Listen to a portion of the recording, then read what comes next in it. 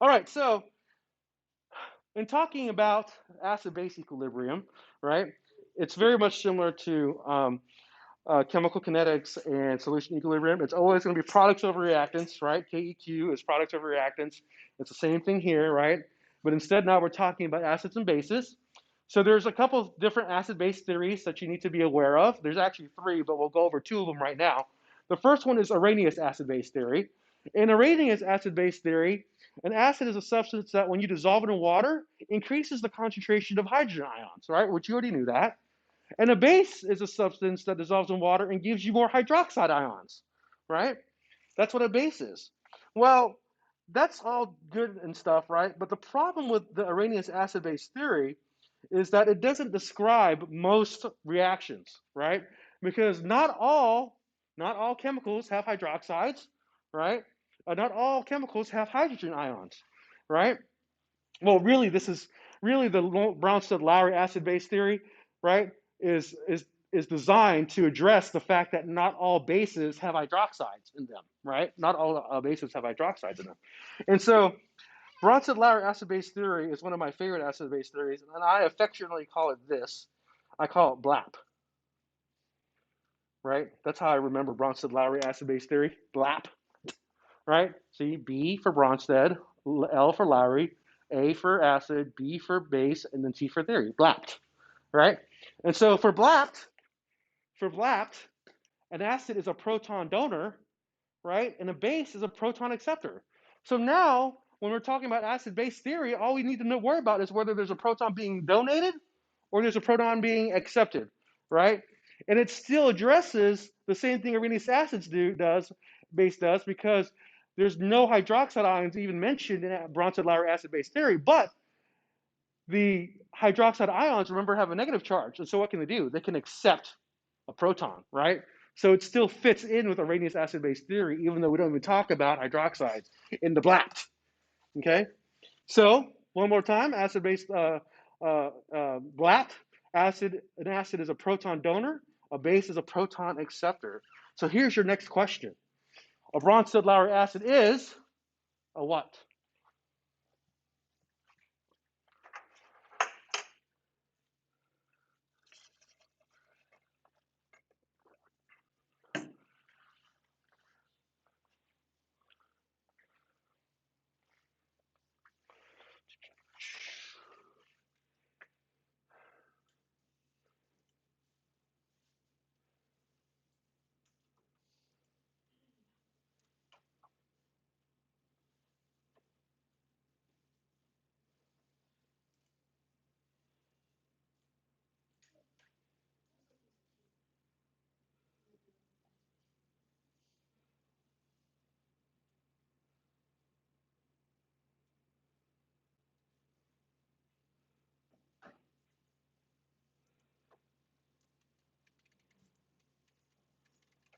All right. Still waiting for three more people, one more person, one more person, one more person. Yes, there we go. That one person has signed in. And then we can take a look here. The vast majority of you here answered B, which is a proton donator. Absolutely. A Bronsted-Lowry acid is a proton donator, right? It is not a proton acceptor. That is a Bronsted-Lowry base, right? So you have to be able to make sure that you can tell the difference between something that is a proton acceptor and something that is a proton donor, right?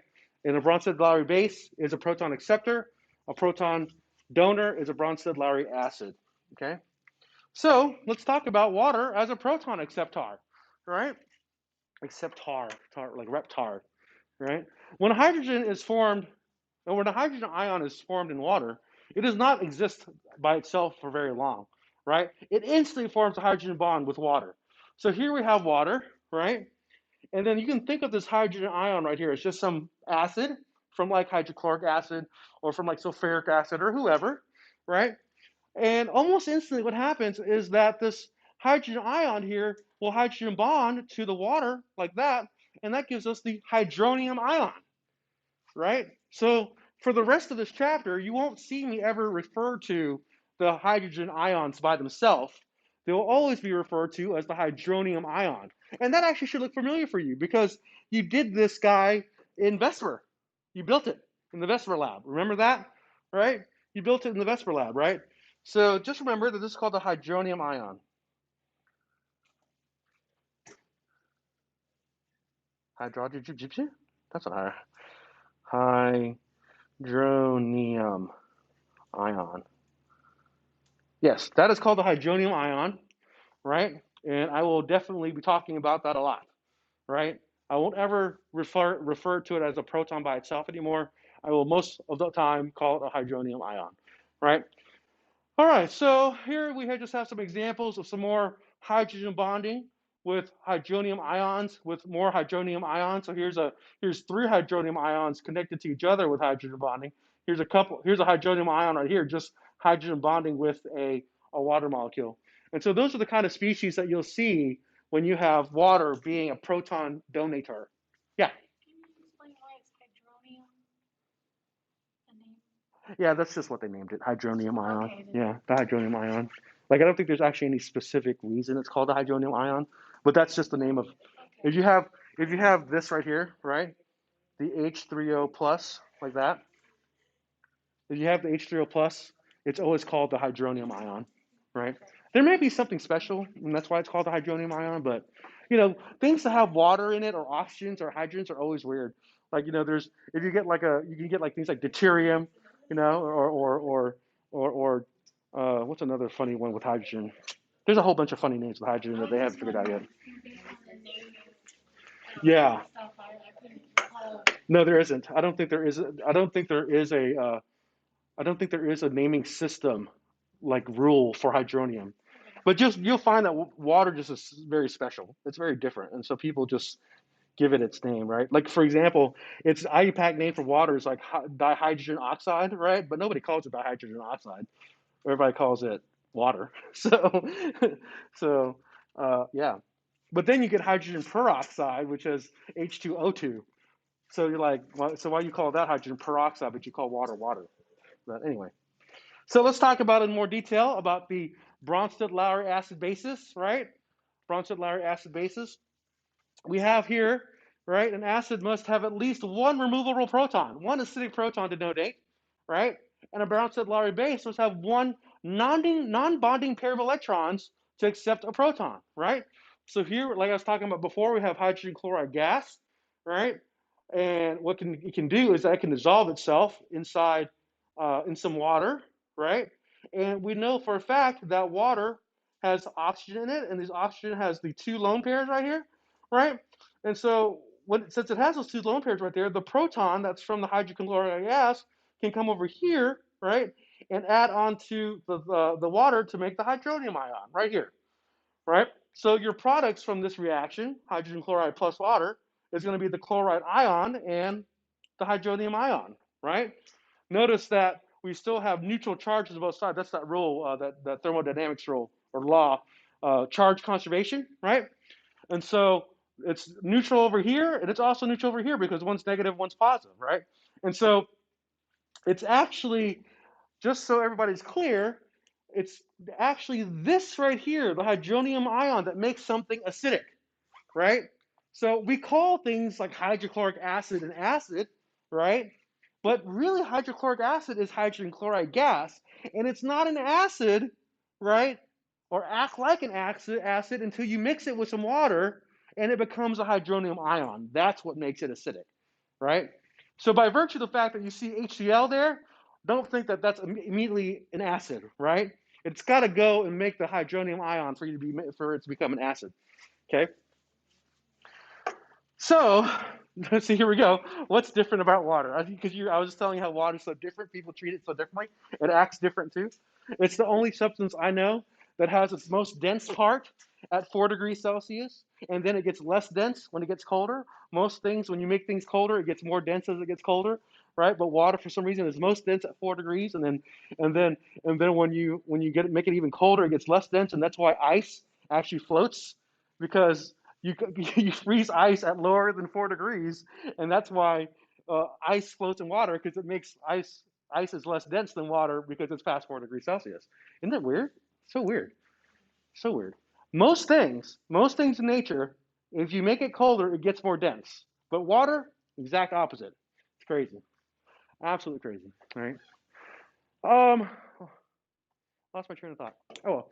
Water can act as a Bronsted-Lowry base and accept a proton from an acid, like on the previous slide. But it can also act as a proton, donate a proton, and act as an acid, as seen below. This makes a water what we call amphiprotic. Amphiprotic, right? So here we have the ammonia, right? And ammonia is actually normally a gas, but you can throw it in some water and then it becomes aqueous, right? And then the water here is what acts like an acid, donating a proton to the ammonia. So that's why you get the ammonium ion right here, NH4 plus. That should be very familiar to you as well because you did that in VSEPR, right? That was the ion that had that's the ion that was tetrahedral, right? And then, but it was tetrahedral. But then, like if you did the electron part, it was sorry, the electron part was tetrahedral. But then when you did the molecular geometry part, it was uh, uh, uh, uh, no, it was uh, trigonal bipyramidal. Oh, trigonal pyramidal, right? So you're very familiar with this already, okay? And so now you have ammonia here, right? And it's got an extra proton, so it makes it ammonium, and then the water now is a hydroxide, right? The water now is hydroxide. So in this case, water acted like a base, no, an acid there. See, water acted like an acid there, right? But in this other side, water acted like a base, right? Water can act as both. It's crazy. It's absolutely nuts. So this is your next question. Which of the following makes water different? Quote unquote.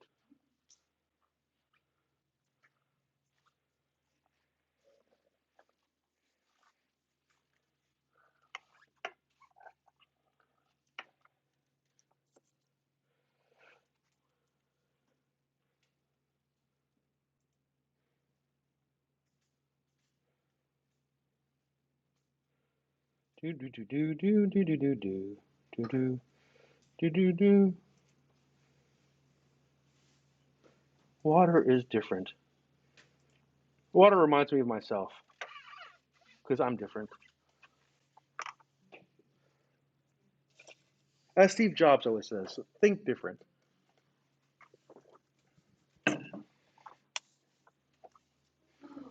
All right. So many of you have already signed in and answered.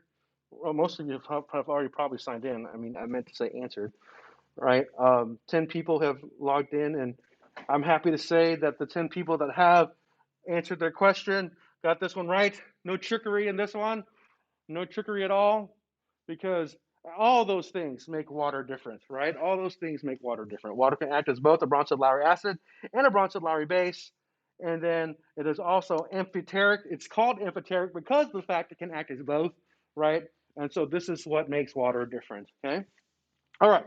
So this part is super important, okay? This part is super important because it's going to dictate what you do with calculations for this chapter, okay? So the thing I want you to see here is that we have, does anybody know the name of this acid right here?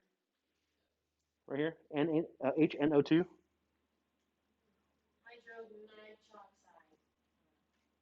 Wow. Wow. At least there was a hydro in there, and at least there was a nitrogen somewhere in there too. This is actually nitrous oxide, right? This is, sorry, nitrous acid. Nitrous acid. This is called nitrous acid, right? It's the weaker form of nitric acid, right? And so remember, this itself is the acid, yes, and it's being dissolved in water, right? But the acidic effects don't happen until you get the hydronium ion. So when you dissolve it in water, nitrous acid here, we remove the pH and remove the H, and we get the nitrite ion, and that's known as the conjugate base. Okay, and then the base here is water, right? And when water gets a proton donated to it, it becomes a conjugate acid. I cannot tell you how important it is for you to be able to tell the difference between the acid, the base, the conjugate acid, and the conjugate base. Okay? You have to know that difference. It is so important. Okay? The thing that can help you with this is the fact that generally, when it's on this side, right, on the left side, it's uncharged. And if it's uncharged, you have the acid and you have the base. But if it's on the right-hand side, right, it's going to be charged, number one. But the conjugate base will always be the negative one because it lost the proton, right? And then the conjugate acid will always be the positive one because it just gained a proton, okay? But it's important that you know the difference because there'll be many, many, many questions that will just say, right, identify the concentration of the conjugate acid. But there's four things to pick here. Which one do you find the concentration of, right? Unless you know what the conjugate acid is, right? The other easy way to remember this stuff too is the fact that the conjugate acid has the extra proton, right? So it has a proton to donate if you go backwards, right?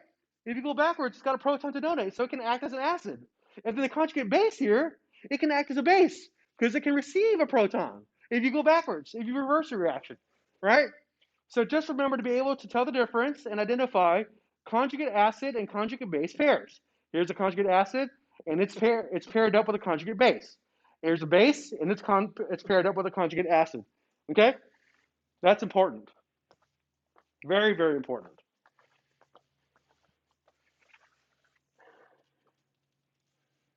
And then I'm going to talk about a couple more things, and we'll end it for today. Right?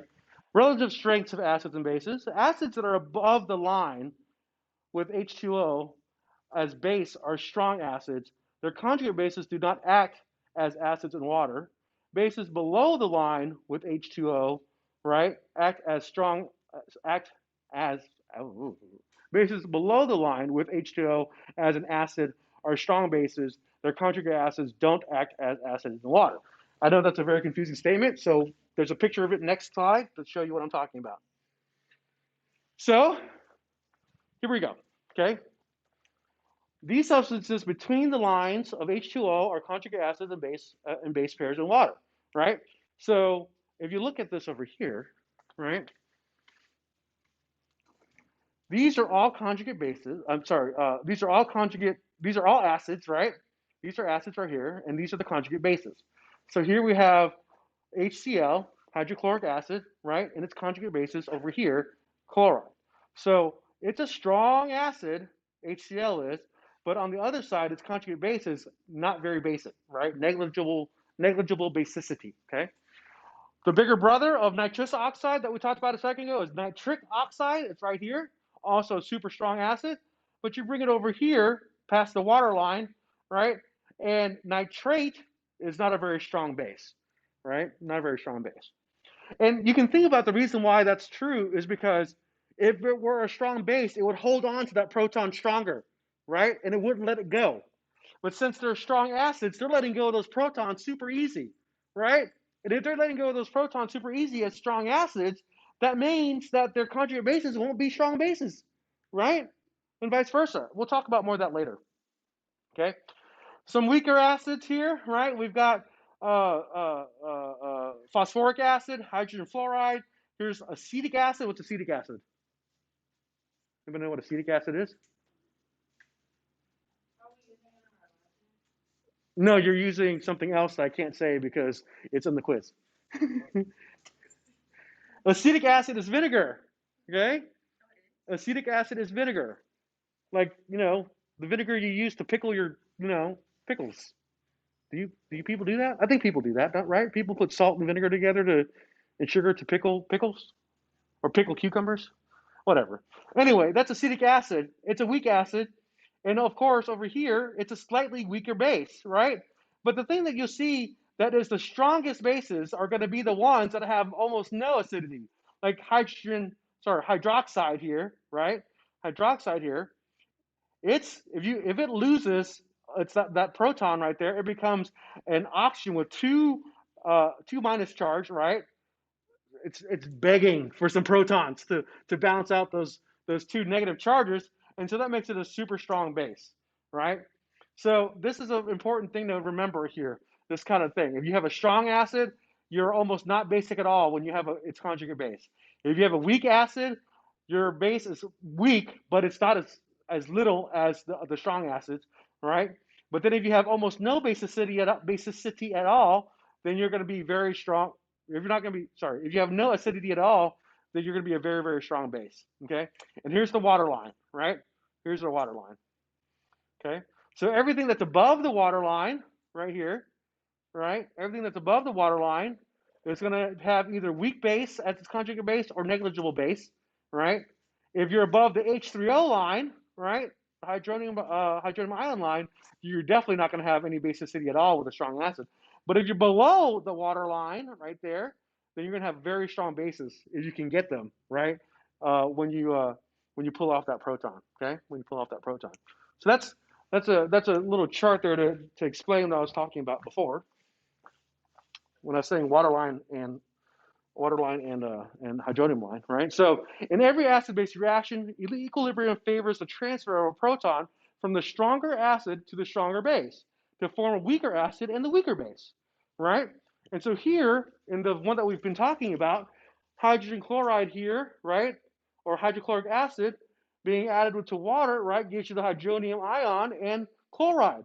Both hydronium ion and the chloride ion are weaker acid and base pairs than the hydrochloric and water are, right?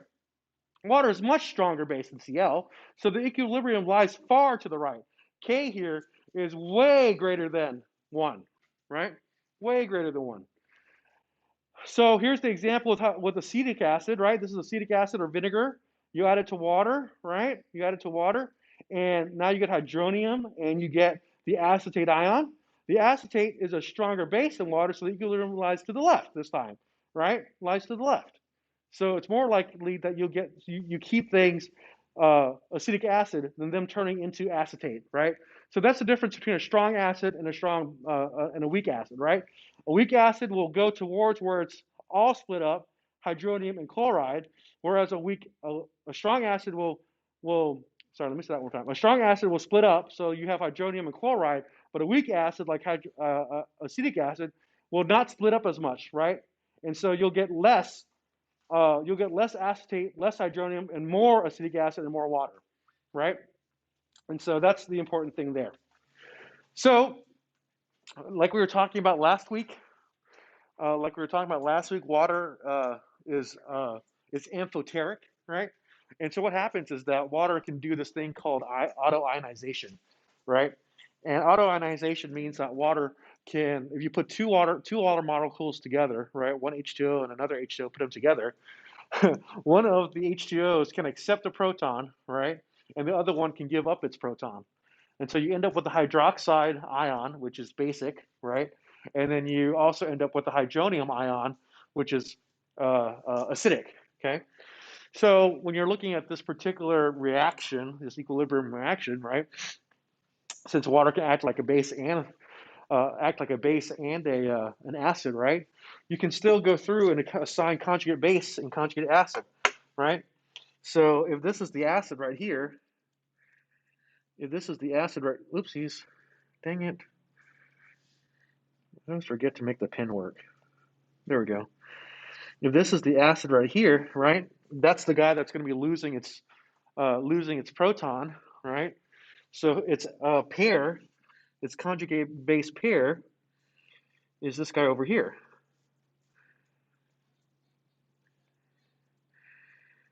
Right? And then the one that's receiving the proton, which is this base right here, right? That water molecule too. And so this over here is its conjugate acid.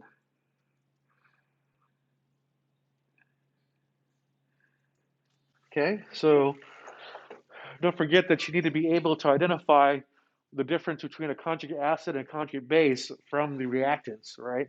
And you can do that with water, even though water is both acid and base, right? Both acid and base. Okay, so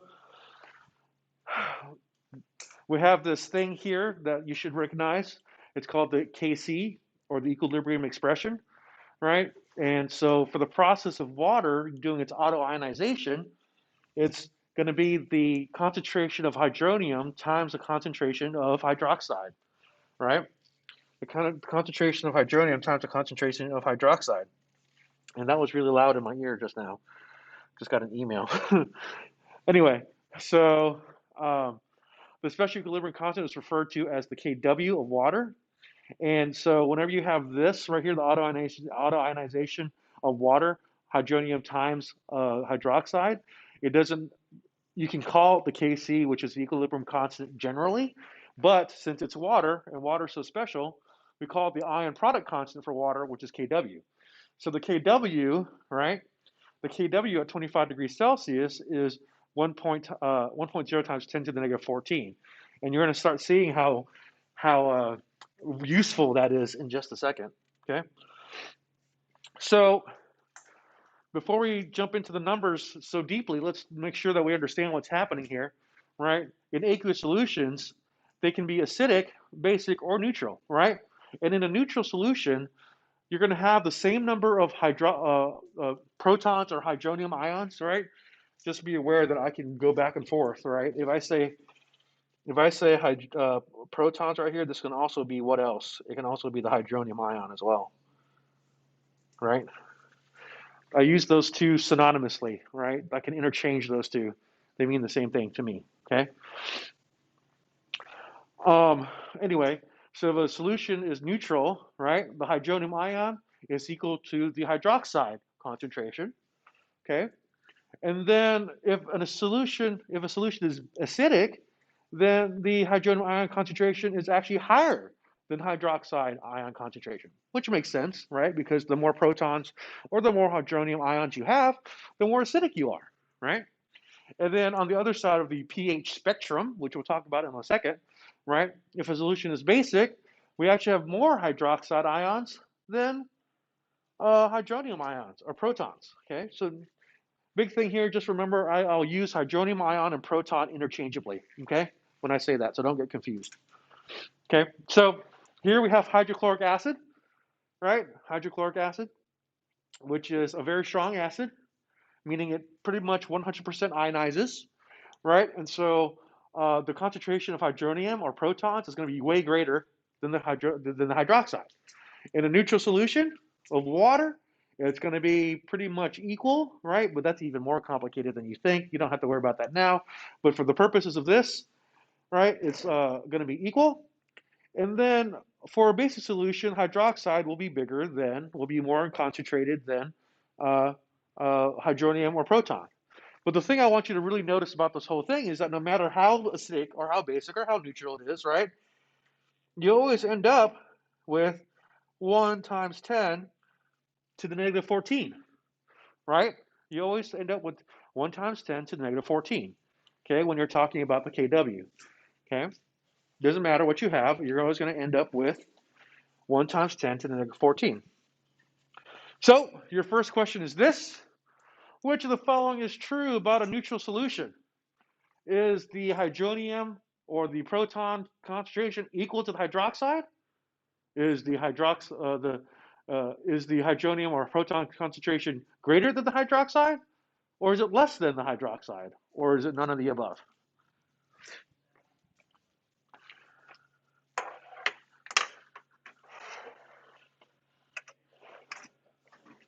Are you guys glad that we're like in the last leg of the semester?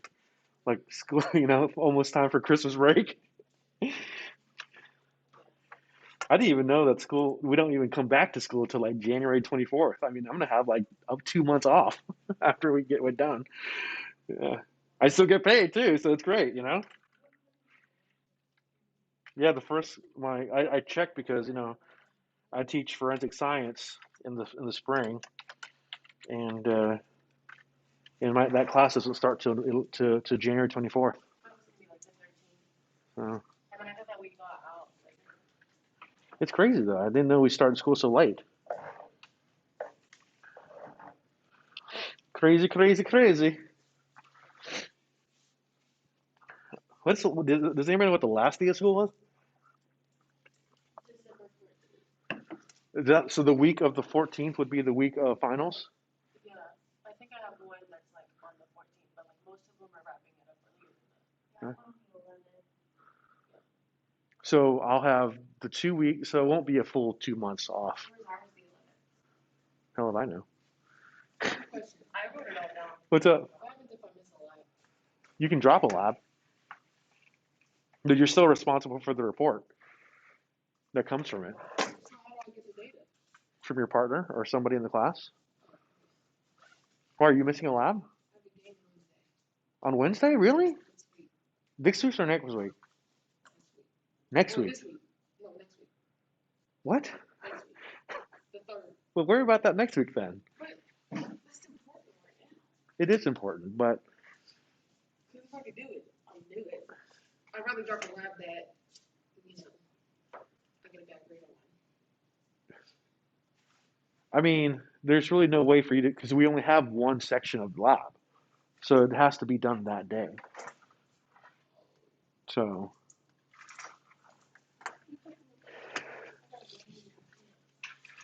yeah. Miss a lab. When is the game? October 3rd. Is it? Are you going to be like gone all day, or is it? November 3rd. I was like October 3rd. I was like, wait. Are you going to be gone all It's day? just like warm-ups and shoot-around and stuff is around like 12-ish. 12ish. And Oh. then it goes on the rest of the day. I mean, honestly, Avoid that. honestly, your lab grades are all pretty much good. I mean, really, the thing that you need to worry about mostly is the reports, right? Because your lab grade itself is not the report grade. It's you turning in the data, you doing your your pre-lab, you doing your, that kind of stuff. So, I mean, you can drop that easily, and the other ones are still. Have you been turning in all your labs? Yeah. So, what's the problem?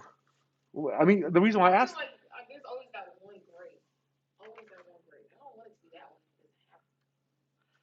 I mean, I don't know. I'll just ask you. I honestly would just drop that lab. I wouldn't worry about doing a makeup because you can get the data from somebody else. And I mean, unless you don't turn in any work at all for the actual pre-lab or the data part, right? I mean, you should have near perfect lab scores. I don't know for a fact that you do, but I don't know how you can, so sorry, it's not letting me log into the computer for some reason. And then Mary here is distracting me with her craziness. That's not new though. I should already be used to that. I forgot to show you the results. Okay, so the vast majority of you got that correct. The answer is quite literally A, because A is equal to equal. A is equal, right? Hydroxide and hydronium ions should be the same in a neutral solution. So, what does it mean then? What does all this mean? What is pH, right? Well, pH is a method of reporting the hydrogen ion concentration or the hydronium ion concentration. Just remember again, I might put in there H3O plus instead of just hydrogen plus, right? So make sure you know the difference, or not the difference, but know that they're the same. And so when you do pH, right, pH literally means the negative log of the hydronium ion concentration, okay? Everybody should already know, though, that the neutral pH is 7, and acidic pH is below 7, and then the basic pH is above 7, right? And so on this little chart here, which I should have made a lot larger, I apologize for that, but the highest pH you can get, right, is 14, and the lowest pH you can get is 0. Why is that, right? Why is the pH scale 0 to 14? Well, remember, right, no matter what you do, no matter what acid or base you have, right, and whatever concentrations you have it's always going to end up the hydronium ion concentration times the concentration of the hydroxide always equals 1 to the negative 14. And why does it always do that? It's because Kw is 1 times 10 to the negative 14, right? And that's the reason why the pH scale is 0 to 14. Does that make sense? Right?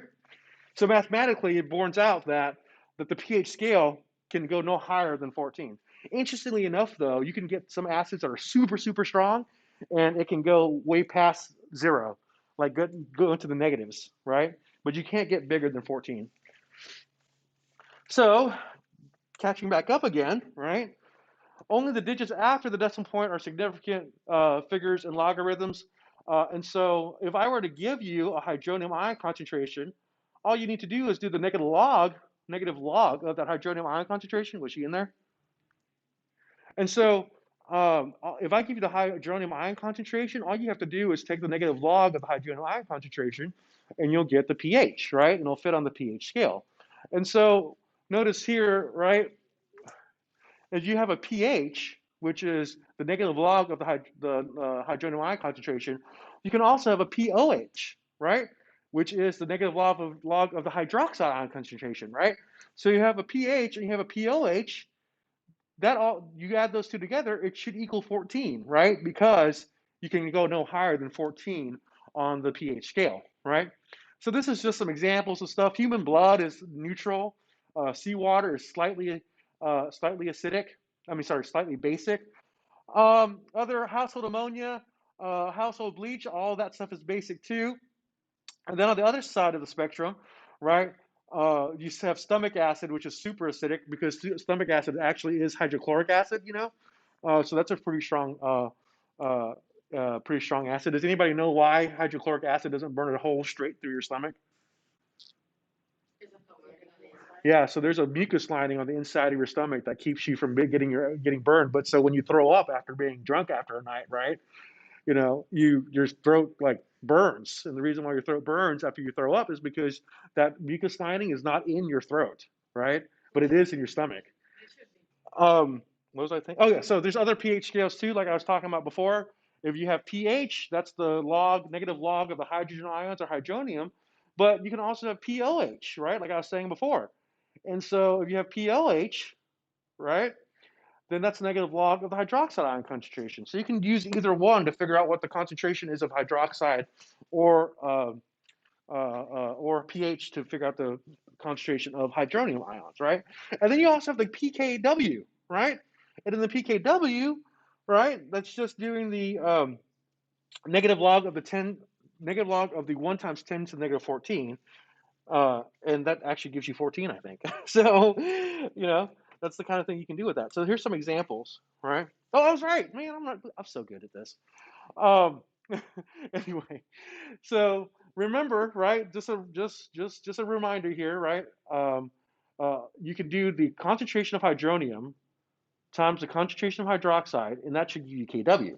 And Kw is 1 times 10 to the 14. And again, the 14 is indicative of the reason why we have 14 as being the highest number on the pH scale, right? So what you can do then is you can take the negative log of the hydronium ion concentration plus the negative log of the hydroxide ion concentration, and that should give you the negative log of the Kw, which is 14, right?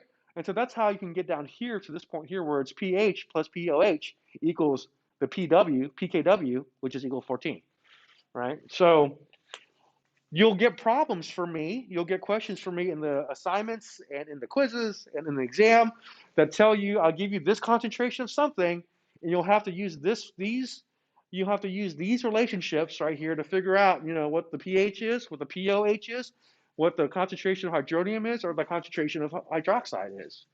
Okay? So your next question is this. What does the P in pH tell us? What does the P in pH tell us? Acid-base chemistry is actually one of my favorite chemistries. I feel like I say that about everything. Because I just told you my favorite chemistry was kinetics, didn't I? Oh, that's funny. That's so funny. My mood is so changeable. All right. Let's see here.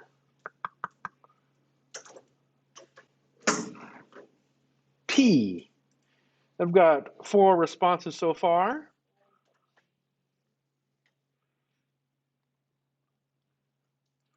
I got 4 responses so far.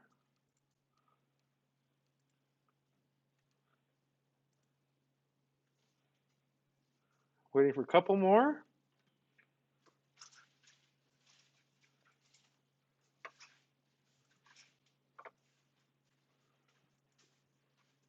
That should be everybody. All right, so the vast majority of you got that question correct, right? The answer is, in fact, B, right? The answer is, in fact, B. And the reason why it is B is because, like I said in the previous slide here, right, negative log right here, right? Not negative log, P here, right? pH here is the same thing as the negative log of something, right? And so in this question, what does the P and pH tell us? It's the negative log of a quantity. So don't confuse that with ln, which is the natural log, right? There's the natural log and then there's the negative log. Those are two different things. Don't get that confused, right? And then you have e raised to the quantity. If you remember what e is just a number, a constant number like 2.7153555389 or something like that. But the only part you need to remember is the 2.71 part. But that has nothing to do with this, right? That has nothing to do with this. And then 10 raised to a quantity is something else we'll do in a second. Okay, so how do we actually measure pH? Right? How do we actually measure pH? One way to measure is using a pH meter. Okay, pH meters are used for the accurate measurement of pH. Electrodes indicating small charges in voltage can detect pH. And so this is a very simple, very old school pH meter, right? No, not old school, but like it looks old to me. And you can stick it in there, and you can see that we got white vinegar here, and white vinegar here has a pH of 2.45, right? A pH of 2.45. And so when you have that pH, quite literally, if you have a meter, right, and you stick it in if you have that meter and you have just some unknown solution, you don't even know what the solution is, and you have that pH meter and you stick in the pH meter into the solution, it gives you pH. What can you find out from that? You can find out the hydroxide ion concentration. You can get the hydronium ion concentration. You can get the POH, right? You can get all kinds of stuff. Okay. And the one thing you can do is that if you stick it in there and it reads 7, you know it's safe to touch because it's neutral, right? But if it's going to read 2.45, maybe you shouldn't touch it because it's a little bit acidic. Well, vinegar is not that dangerous, but take it down to 1 or less than 1, then maybe you shouldn't touch it. Have you ever used bleach and you got some of it on your hands and you can feel it getting really slippery in your thumb and your finger when you do this? It gets super slippery. That's because that bleach is actually breaking down the cell membranes of your skin cells, right? You leave it there long enough, you won't have anything on your epidermis left, right? And so that's what bleach does. Okay, it oxidizes your bleach is actually a molecule called sodium hypochlorite, and sodium hypochlorite is a super strong oxidizer. That's why it kills germs so easily, right? And so not only can it break open the cells of germs, it can also break open the cells of your skin cells, right? And it's literally killing your skin cells when you feel that soapiness, right? You feel that soapiness, that slipperiness, right? And that's why you got to be super careful about that. Right? Back to the topic at hand, right? You can use a pH meter to figure out what the you can use a pH meter to figure out what the pH is of a solution, and I might give you a problem on an exam or a assignment or something that says, "Hey, I have an unknown solution of this pH, right? Figure out all this stuff for me." Right? That's the kind of question I might ask you. Okay? So, how do we measure pH? Well, another method is with indicators, right? So, I don't know if you guys ever did this in elementary school or in high school. People can use what is it called? Cabbage water, red cabbage water, right? You can boil cabbage water, and and it will be this like really dark purple color. But you put it into certain acidities or certain basicities, and it will change the color, right? Huh? Because red cabbage is purple. Oh, I was confused because you said red cabbage. Well, I think they call it red cabbage, but it's actually purple colored. I don't eat cabbage. I love That's a weird question to ask. I guess it makes sense. It makes sense. So another one you'll use is called phenolphthalein, phenolphthalein, which is this right here, right? And notice the pH at 10 is super pink, but when you get to like acidic, it's colorless. And the reason why I bring this up is because next week in lab, you'll be doing a titration experiment where you use phenolphthalein, okay? And that's the colors you'll have. Okay, depending on how basic something is, or how basic something is, how basic something is, or how acidic something is, right? So this is just a list of different indicators you can use, right? For methyl violet, right? If you're at the basic level, it's yellow to violet, right? Whereas over here you have alizarin yellow, and it's like red. It's red to yellow. So you can use all kinds of different. I don't want to go through all those different indicators, but the one that you will use for sure is phenolphthalein, and phenolphthalein will be pink to clear, right? Pink to clear. So let's discuss strong acids, right? you will recall that the 7 strong acids are, oh my God, see, this is a you're welcome moment. These are the 7 strong acids right here. So if I ever ask you a question like, which of the following is a strong acid, right, you should know which one it is, or which of the following is not a strong acid, right? So we have strong acids here: hydrochloric acid, hydrobromic acid, hydroiodic acid, nitric acid, uh, sulfuric acid, chloric acid, and perchloric acid. Those are all very strong acids. Okay, these are by definition strong electrolytes and exist totally as ions in aqueous solution. So what happens here is when you have this strong acid HA, you add it to water, right? And what do you get? You get completely hydronium ion concentration and hydronium ions and the conjugate base, right? So for a strong monoprotic acid, the hydronium ion concentration will equal the same concentration as the acid itself, right? So you have 12 molar hydrochloric acid, right? That will also be the concentration of the hydronium ion concentration. Does that make sense? It will always be the same because they dissociate completely. Strong acids do, right? If I have nitric acid and the nitric acid is 2 molar, right? Nitric acid, then the hydronium ion concentration will also be 2 molar, okay? Contrast this, though, with weak acids in a second, right? Because we've got to talk about strong bases first, right? Strong bases are soluble hydroxides, right? Which are alkali metal. Strong bases are soluble hydroxides, which are alkali metals and heavy alkaline earth metal hydroxides. So things like calcium, strontium, and barium, but their solubilities are low. But again, these substances dissociate completely. For example, when we have here some metal, say sodium with hydroxide, you get the metal ion there, and you also get the hydroxide ion, right? So when you have a strong base, it's the same thing as it is with a strong acid.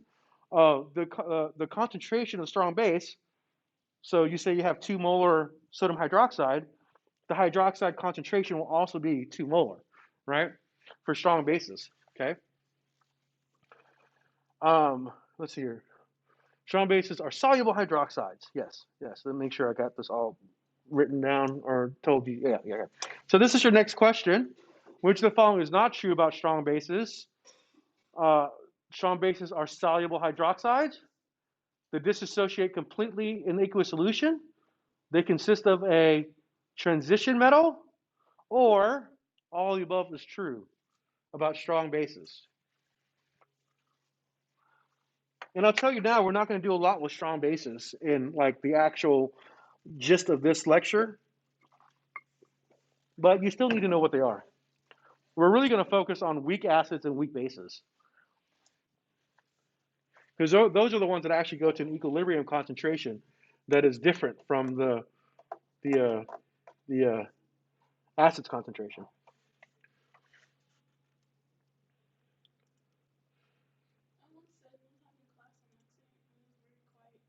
Huh? Did you say you'd be the perfect? Did you say you'd be the perfect murderer? You know this is being recorded, right? You know this is being recorded. So if you do a murder, you need to do it like Canada or something. No, because our teacher, he was like, you know, like those weird golf teachers that always talk about like weird stuff. So we were talking about death sentences, and it was Halloween time. Okay.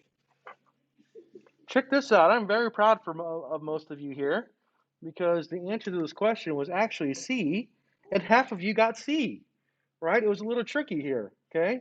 Because I told you in the previous slide that strong bases are usually of the alkali metals or heavier alkali earth metals, right?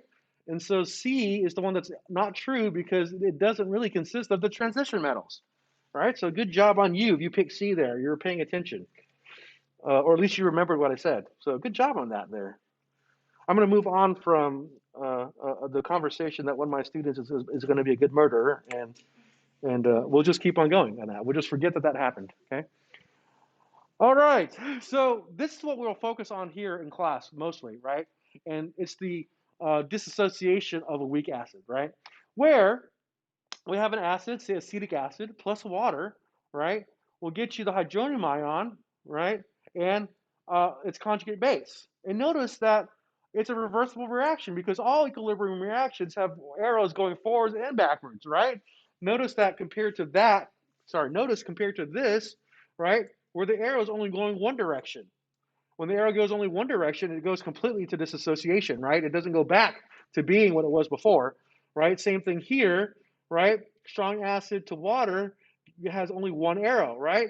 But when you do a weak acid to water, you actually get a reversible reaction. And the reason why is because not all of the acid will actually dissociate in the water. And so you get some original acid left over, and you get some of the acid dissociated, right? So that equilibrium is known as the acid dissociation constant, okay? Also known as Ka, right? And so, and it's the same as every other reaction we've done in this class.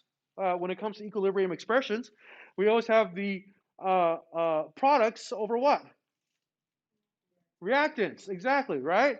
We always have the products over the reactants. So here, the products are the H3O and the A minus, right? And then the reactant here is the original acid, okay? So if the larger value of Ka, the stronger the acid, right? So the larger the value of Ka, the stronger the acid. So you'll see that most of these will have lower Kas because of weak acids not being able to dissociate as well. So here's a list of weak acids, right? Here's chlorous acid, hydrofluoric acid, nitrous acid, benzoic acid. The one we'll talk about the most here is acetic acid.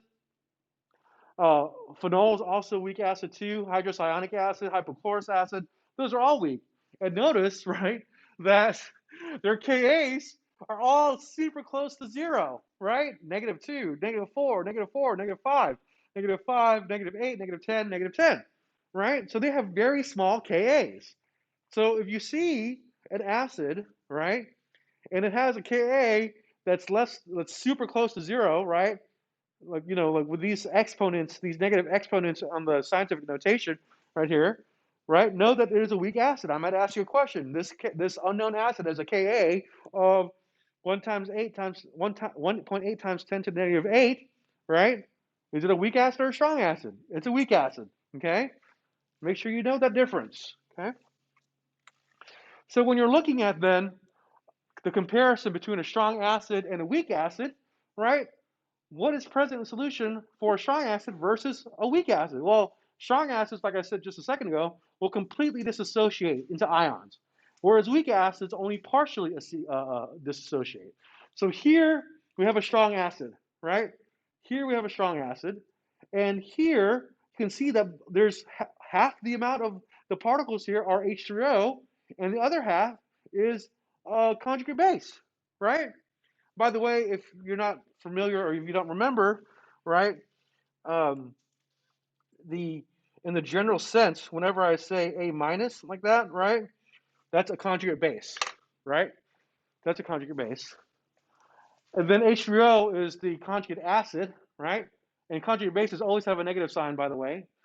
And you see here that in a strong acid, there's 1, 2, 3, 4, 5, 6, right, of the conjugate base. And then 1, 2, 3, 4, 5, 6 of the conjugate acid, which is the hydronium. So every single ion of this acid broke apart into its conjugate base and made H3O. But when you come over here to weak acid, right, it only partially dissociates, right? Here's one H3O molecule, right? Only one, but the rest of them have stayed, right, together. See? The rest of them have stayed together, right? Not as many H3O, almost no H3O molecules at all. Most of them stayed the original acid, for example, acetic acid. So the point of this is that acetic acid being the weak acid, right, will stay together most of the time, right? Leaving you with mostly water and acetic acid. Whereas hydrochloric acid will break into, because it's a strong acid, break into hydrogen ions and chloride ions completely, right? And so when we do equilibrium equations, or we work on equilibrium, when we work on equilibrium expressions, it will almost always be with a weak acid. Okay, almost always be with a weak acid. Okay. So next question: in the equation for the dissociation of a weak acid, what is A minus?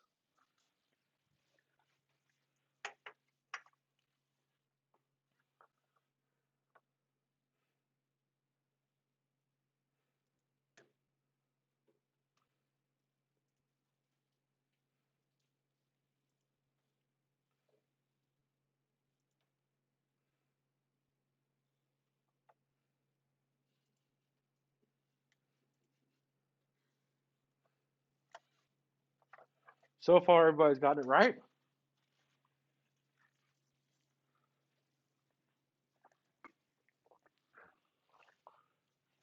Oh, dang, someone got it wrong. I'm going to have to see who this person was. I'm going to have to see who this person was. It was probably the same person that got it wrong last time.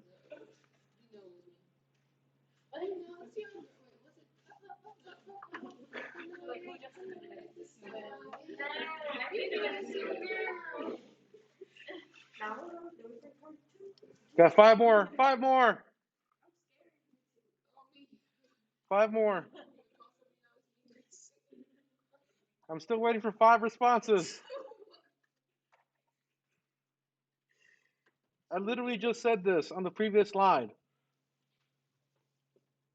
Still waiting for 4 people. I have a question. Sure. Did you explain why a strong acid completely dissociates Not specifically, no. versus okay. Honestly, because you don't really need to know that, right? Because I'm not going to ask you about it. But if you want to know, I'll tell you, right? So if you think about it, right, water, right, is polar, right? It's got the positive side with the water, the H's, and the negative side with the oxygen. And then so when you have something like hydrochloric acid in there, one side's super negative and the other side's super positive. So the water can go around and solubilize it, right, and make it completely dissolve, right, just like it does with salt, right? But then you have something like acetic acid, right, that has a whole bunch of carbons. And so it makes it a lot less polar, right? And since it's a lot less polar, it'd rather stay together than break apart with water. Does that make sense? Yeah, it's absolutely about what we call the intermolecular forces, right? Like polarity, dipole moments, ion dipole moments. So it's a good question to ask, absolutely. And you'll dive deep in that later, but not right now. Okay, so the answer is for this one. Absolutely, the answer is in fact D, right? Because it is a conjugate base. A minus is a conjugate base, right? So good on y'all for getting that one right. Good on y'all for getting that one right. So, given all this information, right?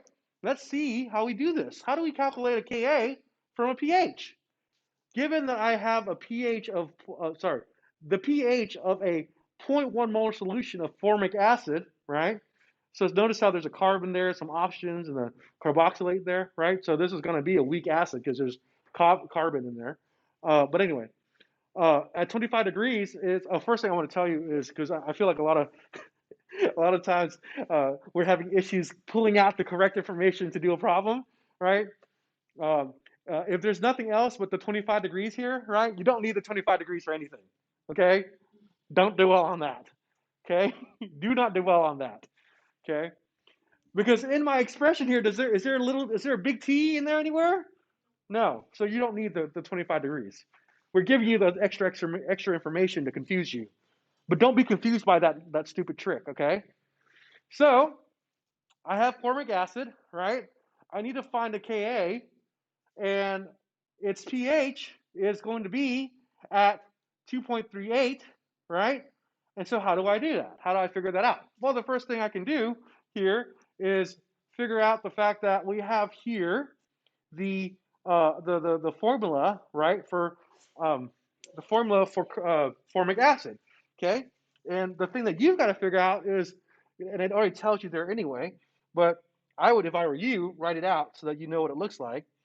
Be like HCOOH, right, plus water gives you H3O plus, right, plus HCOO minus.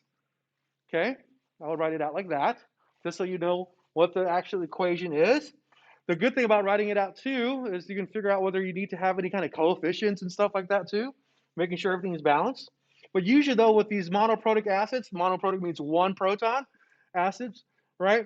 It's always 1-to-1 ratio.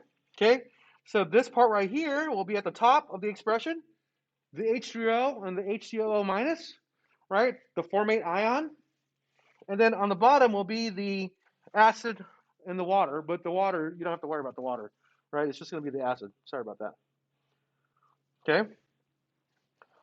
And so now that you have that, you can fill out the Ka expression, H3O plus times the concentration of HCOO minus divided by the uh,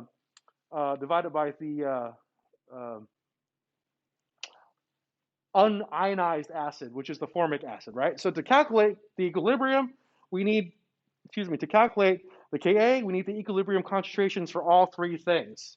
Okay? We need the concentration for all three things. So here we go.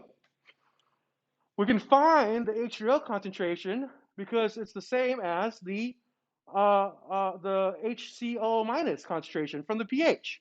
Okay, so when you have the H3O concentration, that's going to equal the HCO minus concentration, right? And you were given in the previous problem here, you were given the previous, not in the previous problem, but in the problem itself, that the pH was that, right? 2.38, right? And so you know that pH equals the negative log of the hydronium ion concentration, right? So we take it over here, right? To undo a negative log, what do? You do 10 to that number, right? You do 10 to that number, which, by the way, if you have your calculators here, I'll show you how to do that, right? Because you're going to need it later. Does anybody have their TI-30 with them? No, I got this. No, not that one. I got this right Yeah, here. that works too. No, it goes to the side. It does all the other. No, you're only supposed to be using a TI-30 on the test, though. I want to show it on TI-30 calculator first, because most people have a TI-30 calculator. Anybody have a TI-30? Thank you very much.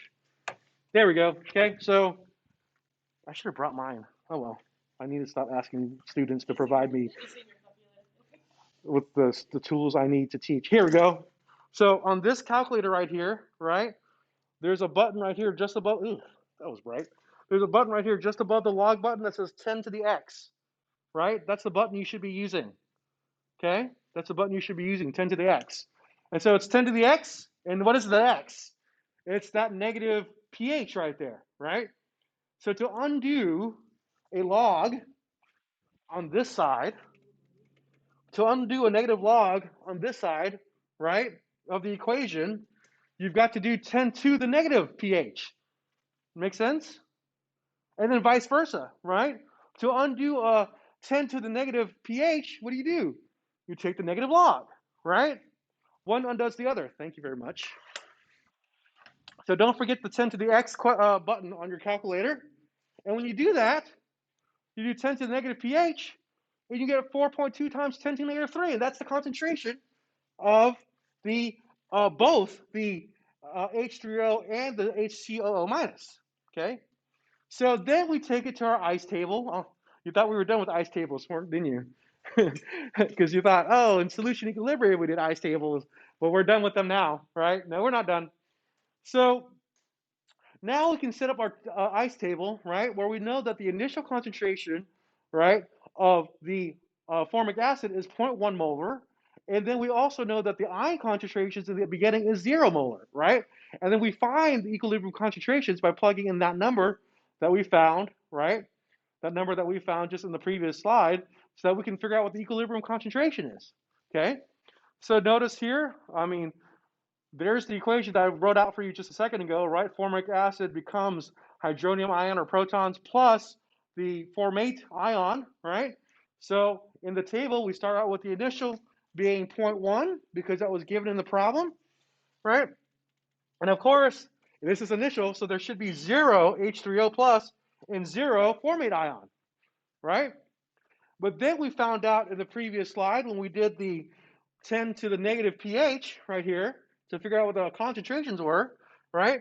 That the concentration change, right, is 4.2 times 10 to the negative 3 molar, right? So that what that means then is that as we reach equilibrium, right, this initial concentration of formic acid will be subtracted by the 4.2 times 10 to the negative 3, right? Because that's how much of the initial concentration of formic acid we're losing.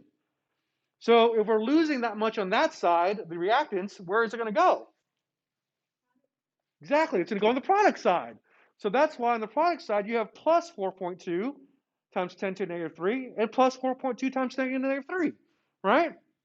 So all you have to do now is figure out this math down here for the equilibrium concentrations, right? We don't have to do anything with that at all because it's just plus that, and you'll get these, right? Because they were 0 before. But over here, you do have to do the subtraction of 0.1 minus 4.2 times 10 to the negative 3 and get you that number right there. And that will give you the equilibrium concentrations, okay? Once you get those equilibrium concentrations, all you have to do is put it all together in the Ka expression, right? 4.2 times 10 to the negative 3 times 4.2 times 10 to the negative 3. This was the hydronium ion concentration. This was the formate ion, right?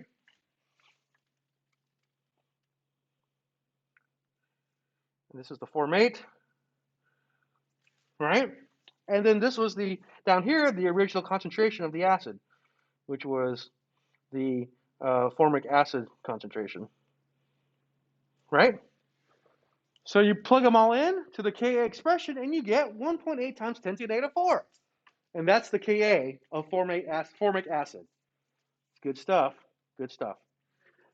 So the next thing you can do is you can calculate the percent ionization, right? Where you take the concentration of H3O at equilibrium divided by the initial concentration, which was the 0.1, and multiply it by 100. So in this example here, our concentration of H3O, remember we calculated it to be using the 10 to the negative pH equation, calculated it to be 4.2 times 10 to the negative 3, right? And then the problem gave us that it was a 0.1 molar solution of formic acid. So you just plug it in there, right? Products overreacted again, right? And times 100, and then you get a percent ionization of 4%, right? So it's super easy to figure out the Ka of the equation of the acid-base problem and figure out the percent ionization just by knowing what? The pH, right? And the original concentration. So, real quick here, next question. In the example with the dissociation of formic acid, the H3O concentration is equal to what?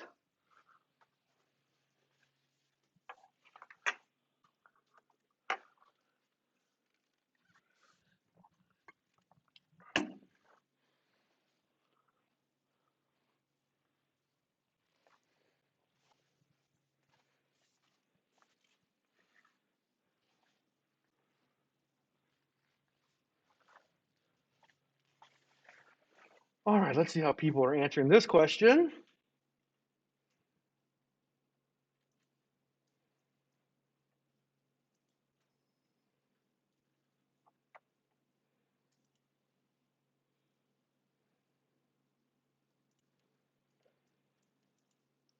Oh, so far everybody's got it right. But there's only 4 people, so 5 people now. Woohoo!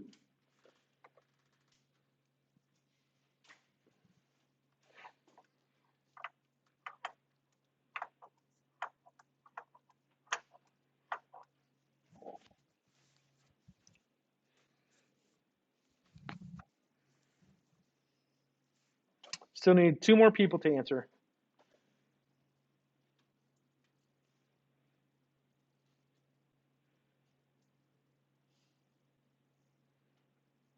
One more person to answer. Who is it? Oh, okay. There it is. There it is. All right. So again, a couple of people got this one wrong, but that's okay. All right. The answer is in fact C.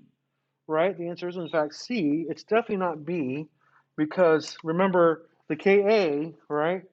The Ka equals the product over reactants. Right. So it can't be that. But it does equal, the hydronium ion concentration does equal the conjugate base concentration, okay? In this case, the conjugate base was the formate ion, right?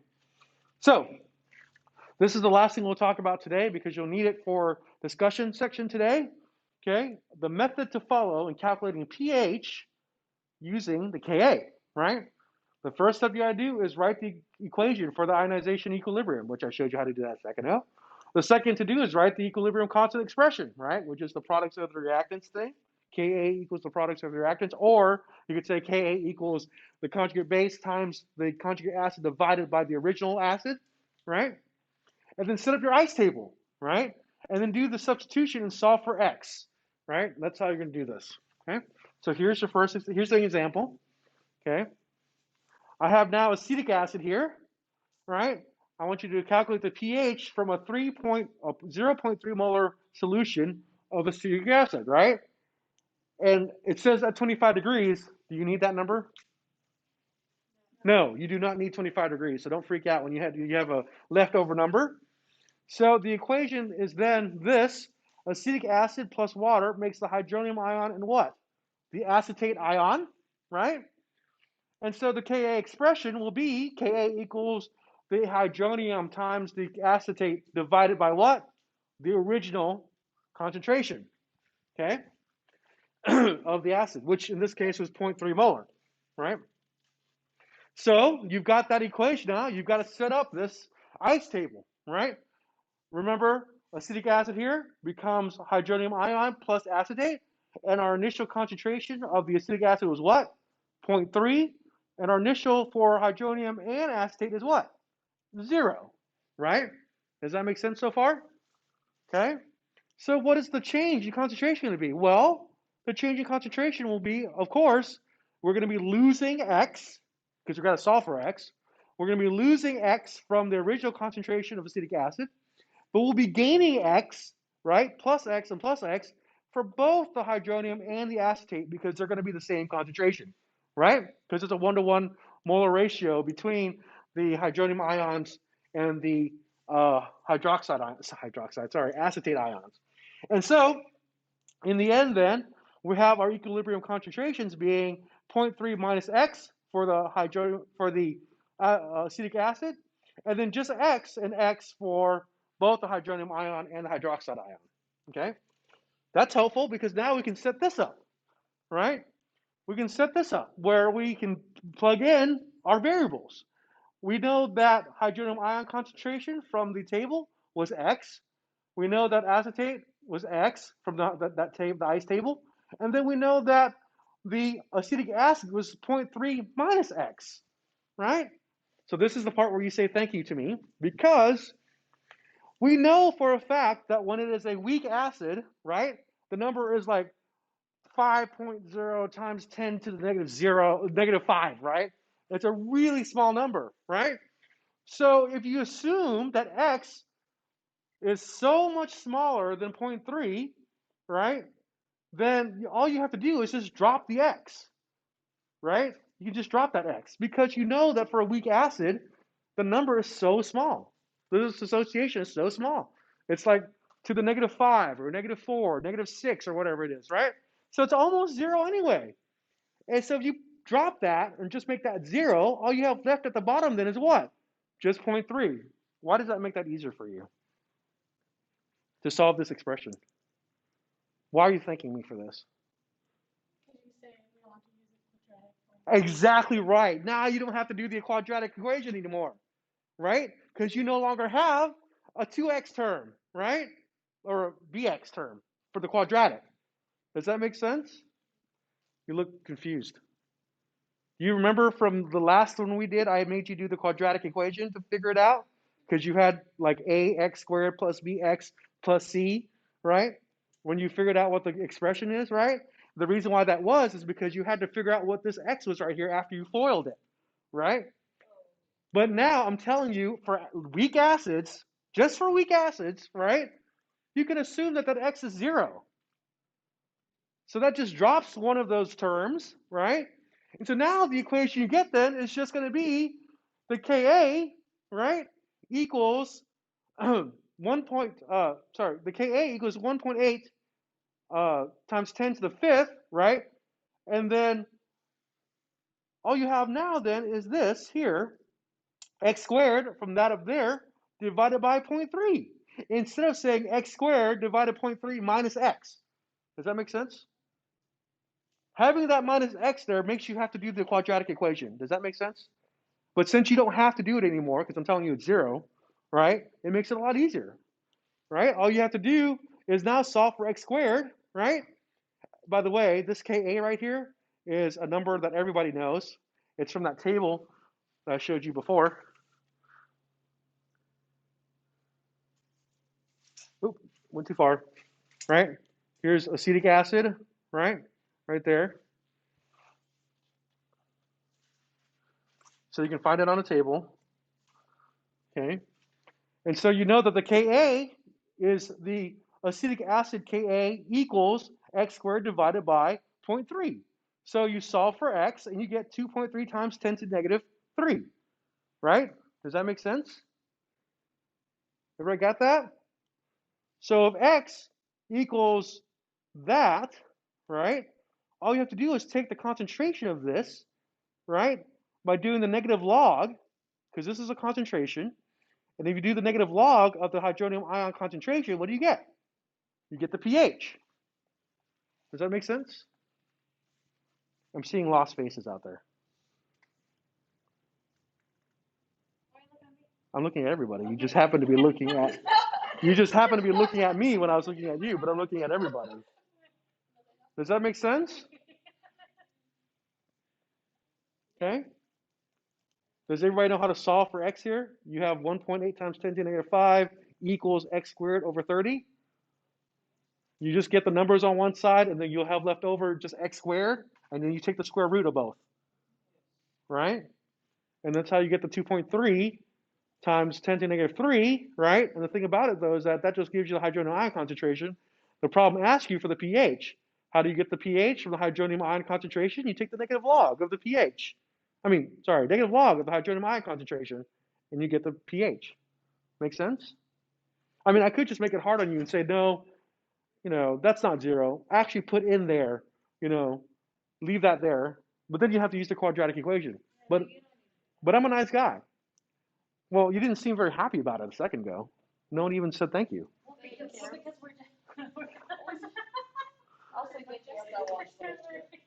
I'm just saying, like, no one even would realize that I helped you out there, except for one person that said you don't have to use the quadratic equation anymore. Like, come on, guys. If you're not excited about it, I won't make it easy for you. All right, so when evaluating a Ka expression of a weak acid, which term is so small that we can assume that it's 0?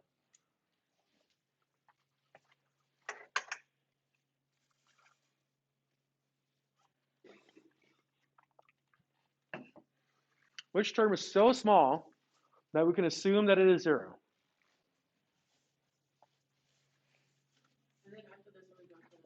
Yes, that is correct. This is the last thing we're doing. You just really needed to go through that to be able to work the problems in discussion.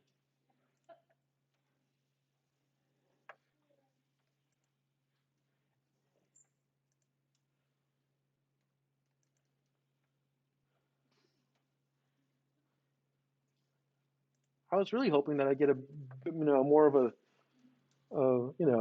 gratitude from that, but I promise you, when you start doing stuff, I'll be like, okay, well, thank you for that. Whenever I'm watching this video, I'll be like, oh, wow. That's why you did it. It's gonna click eventually. okay. I'll give you that. I'll let you. Okay. You know it's gonna click eventually. It will. But until then, All right. So the vast majority of you got that one correct. Again, I'll have to see who that was there that got. 2 people got this one wrong. Oh my God. Holy crap. Okay. For those 2 who got this one wrong, make sure you remember, okay, that it's x minus right here that you can assume is 0. Because right here, right, this x minus right here is the one that's so small, we can assume it's 0 because it's what? A weak acid, right? So it's going to have a number that's going to be times 10 to the negative 5 or times 10 to the negative 4. So that's why you can assume that's 0. Don't assume anything else is 0. Just assume that that is 0, okay? On a weak acid. I'm going to go look in here and see who answered this incorrectly. Give him a good talking to about that. That being said, before you go to the discussion, though, this only works in a weak acid. Okay?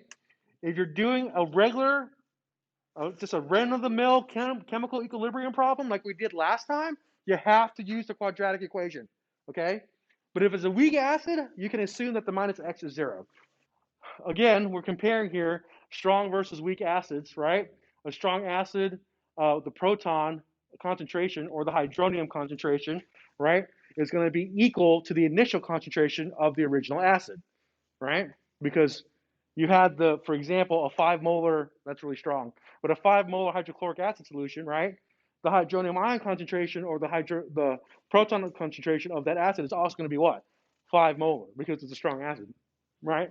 But when it's a weak acid, right, the hydronium or the proton concentration at equilibrium will be way less than the concentration of the actual acid itself. So, for example, if I had a 5 molar concentration solution of acetic acid, right, it's not going to be the same with the hydronium ion concentration, right? It's going to be a lot less. Whereas on the strong acid, they would be the same. Does that make sense? Right? This creates a difference in conductivity and in the rates of chemical reactions right here, right? The more things are in solution, the more reactive it is, right? The more reactive it is. Because you actually have to be in solution for it to be able to do a reaction. So, here we go. Polyprotic acids have one or more acidic protons, right? And so the phosphorus acid that we just did, right? The phosphorus acid that we just did was a polyprotic. Why? Because most people thought it had 3 protons it could donate, but actually it only had 2. Okay? It is always easier to remove the first proton than any successive proton. And this is the reason why in that problem I told you that I only wanted you to figure out Ka1, right? Because the second proton is going to be so much harder to remove. It can be removed, but you need a really strong base, okay? But it's not worth going through the calculations for that, okay? The factor in Ka values for the first and second dissociating difference are 3 or greater. The pH generally depends on only the first dissociation. Another reason why I asked you only for Ka1, for the first proton that's being lost, because I gave you a pH, right? And right here it says pH depends on only the first dissociation, right? Okay. So what that means is that this statement here says that it's 3 or greater more, right? 3 times or greater more Ka. And so we just did that problem with phosphorus acid, and its Ka1 was like 0.031, right? So for the second proton, that Ka would have been way smaller, 3 times smaller, right? So it's not really worth doing the concentration of that, figuring out the Ka for all that stuff, okay? And so here's an example right here, a table that shows you all kinds of little stuff here, but really it's this, okay? We have ascorbic acid here, which is, I believe, vitamin C, right? And losing 1 proton right here, losing 1 proton, which is this proton, one of these right here, right? It's got a Ka of 8.0 times 10 to negative 5, right? So losing 1 proton from that has a Ka of 8.0 times 10 to negative 5. So it's already a super weak acid to begin with. But then you try to lose the second proton, and what's the Ka now? To the negative 12, right? So what does that mean to you? That means to you that the bigger the Ka, the easier it is for it to lose a proton, right? The smaller the Ka, the harder it is to lose a proton. Does that make sense? Everybody got that so far? Okay. That's a lot of zeros in front of that 1.6 there, right? So here's carbonic acid. If you don't know, carbonic acid is a part of the carbonic bicarbonate buffering system in your body. It's what keeps your blood the right like pH, which is like 7.4. If you didn't have carbonic acid and the bicarbonate system in your body, you die of ketoacidosis, right? So it's important to have this in there. It's a very good buffer. It also has 2 protons to lose. The first proton loss is a negative 7, right, in the exponent. The second proton is a negative 11, right? You're going to have a very strong base to pull that off, okay? Citric acid, which is your oranges and lemons and stuff, right? Negative 4 for the first. This is a triprotic right here, right? Triprotic, 3 protons. right? -4 for the first, -5 for the second, -7, right? Man, -7. I mean, you're not going to lose that proton, right? You're not going to lose that proton. That's a very small number, okay? Here we have oxalic acid, right? First proton at -2, second proton at does that say 5? -5? Yeah, that's not happening either. Oh, here's the cousin of the problem we just did, phosphoric acid, which is a stronger acid cousin or brother of phosphorus acid. Losing that first proton is super easy at -3 Ka, right? But at at Ka2, -8, Ka3, -13, man. So do you think phosphoric acid can lose that third proton? No. I mean, that's a really, really, really low number. You're going to have a strong base like N-butylithium or something, right, to pull off that proton, okay? This is good here. We have sulfuric acid, which is really strong, okay? It's so strong that they just put large there. They didn't even put a number there, right? It's just super large, okay? That's losing the first proton from sulfuric acid. And then losing the second proton, it's still pretty easy, right? At -2. Still pretty easy. But then you go to its less acidic cousin or brother, sulfurous acid, and just like in phosphoric acid and sulfurous acid, right? Sulfurous acid is the first proton is relatively easy to remove, right? Not that super easy. That's probably at a 50% or something ionization. But the second proton is super hard to remove, right? So the same kind of relationship that exists between phosphoric acid and phosphorus acid that we just did that problem on also exists between what? Sulfuric acid and sulfurous acid, right? What's the common thing between the two of those different species, phosphorus and phosphoric, and sulfurous and sulfuric? Yes, exactly right. The number of oxygens, right? Sulfuric acid has 4 oxygens on it, right? Sulfurous acid only has 3 oxygens on it, all right? Same thing with phosphoric acid and phosphorus acid, right? Phosphoric acid has 4 oxygens on it, right? And then phosphorus acid has how many oxygens? 3. Does that make sense, right? So here's your first question for today, even though class is almost over. Which of the following is not true about polyprotic acids? Polyprotic acids have more than one acidic proton. It is always easier to remove the first time than any successive proton. The removal of each proton has the same Ka, or all of these is true.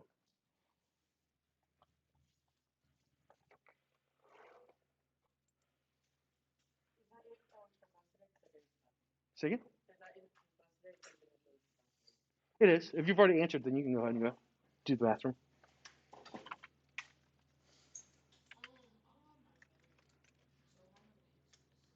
Did you answer that one wrong? You don't have your phone? What? Are you serious? It's a good thing you come to every class. Otherwise, I'd assume that you were just like absent when I'd go through and do attendance.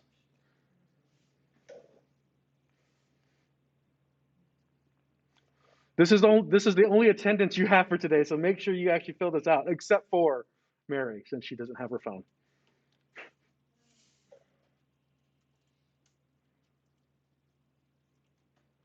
Wow, that's amazing. We have like answers for everything here. How many people are in here? We have 6, 9, 10. There should be 2 more people, or 1 more person, since Mary doesn't have her phone. There we go, 10 people. Because who's missing here? Kimberly's missing. Oh, there she is. No, who's missing in here? Oh, Savannah's missing. That's right. She had a athletic training event to do today. All right. So looking at the distribution here, I'm glad that most of you actually did pick C, because the answer is in fact C, right? Remember that the reason why the answer is C is because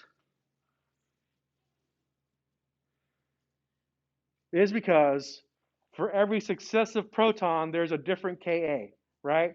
Remember, there's a Ka1, there's a Ka2 for 2 protons, there's a Ka3. what's the point of actually having one K1, K2, and K3 if they're all the same number, right? All right, that actually ends. I was hoping we'd get through more today, but that's okay. We'll start talking about weak bases, right? We'll start talking about weak bases on Monday.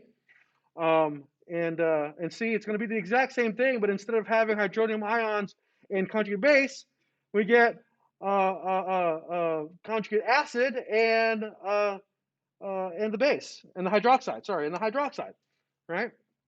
So yes, everything that you can do with a weak acid, you can do with a weak base. Okay, so let's go ahead and look at this problem right here, right? So it says, the first thing it says is to draw the correct Lewis structure for phosphorus acid, right? H3PO3, below, identify its steric number, electron geometry, molecular geometry, the hybridization of the central atom, and its polarity. And the reason why I had all that there is, of course, because I'm going to continue testing you on Lewis structures and geometries and stuff like that. But also the other reason why too is because when you look at this acid right here, it looks like it has 3 protons right there, but when you draw its Lewis structure, you can see that it doesn't actually have 3 protons that are available for a donation as a Bronsted-Lowry acid, right? So so the first question, right, of course, is to draw the Lewis structure. So it's quite easy actually. Always have the phosphorus in the center, right? And then the part that's easy is this part here, because this is just like phosphoric acid, right? Phosphoric acid and phosphorus acid have those two the same, right?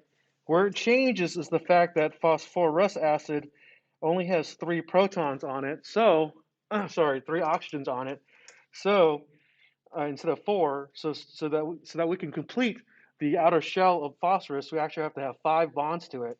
And the only way we can get 5 bonds to it is by drawing it like this, right? Drawing it like that. So that's the correct Lewis structure for phosphorus acid, okay? And that's very different because phosphoric acid, the one that's more common, which is the strong acid, actually has this proton connected to the one of the oxygens, right?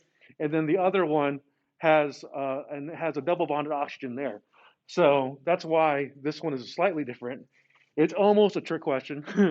I asked several people before I gave you this, what is the Lewis structure for phosphorus acid, and how many protons can be used as an acidic proton? And almost every single person I asked thought it was 3, right? But in fact, it's only 2. Okay, and the reason why it's only 2 is because the only protons that can be donating, be acidic protons, are the 2 protons that are on the oxygens, right? Uh, the reason why that is because the phosphorus.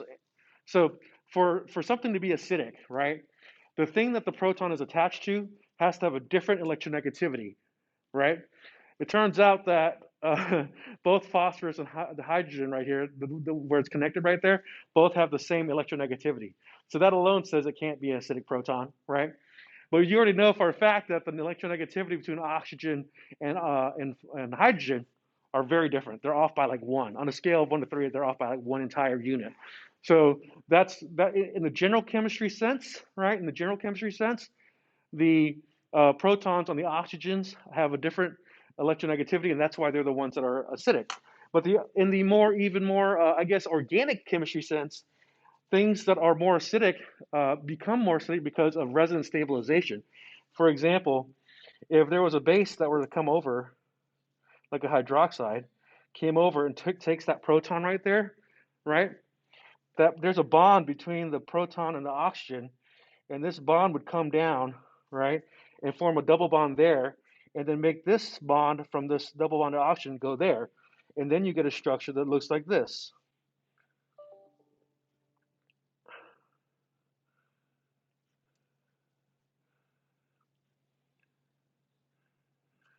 That looks like that, right? And now you have a negative charge right here, okay?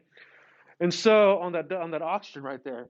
And so what we call this is called resonance stabilization, right? You can only do resonance stabilization if you have lone pairs, right? But a proton and a phosphorus doesn't have a lone pair to do that with. But oxygens have plenty of lone pairs, right? And so that's why they can do this thing called resonance stabilization. And the reason why I showed you this is because when it comes down to it, it loses one proton. You're like, so if it loses one proton, how does it become a negative charge? It becomes a negative charge because of this right here, this one single bonded three lone pair oxygen right there, right? So what I was looking for you to draw though, as the Lewis structure here, was that, right? And I was hoping that you draw it such that you had one hydrogen that was connected to the phosphorus, and then the other two were connected to oxygens. So that you could see that, in fact, based on its Lewis structure, this is a diprotic acid, not a triprotic acid like most people would think. Now, if that were phosphoric acid, that would be different, right? Because on phosphoric acid, so let's just be clear about what's happening here. So that's phosphorus acid, right? Phosphoric acid looks like this.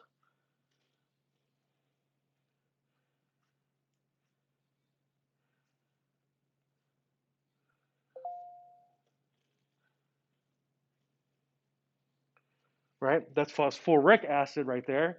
And notice that every proton on phosphoric acid is connected to an oxygen, right?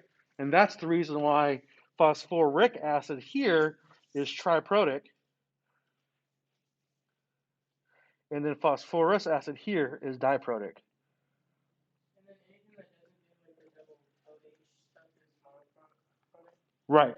Wait, why is it diprotic? Sorry, can you repeat that? Phosphorus acid here is diprotic because it only has two protons that can be used as acidic protons, Oh, okay. right? Because these are the two protons that are attached to the oxygen right here.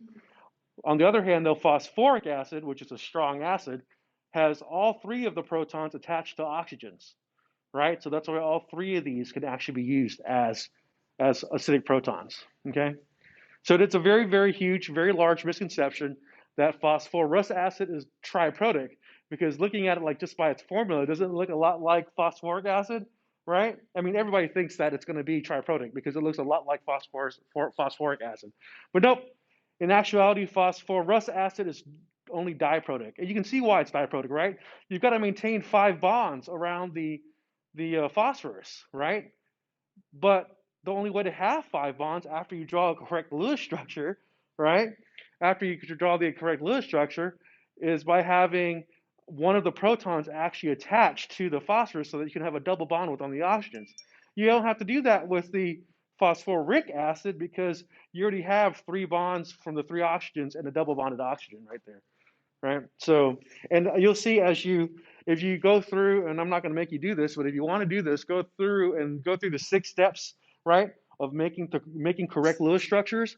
And once you count up all of phosphorus's electrons, count up all the electrons that are available from the oxygens and the hydrogens, right, you're going to end up with a point where you have to make a double bond between something, and the only thing you can make a double bond with is an oxygen by itself, right?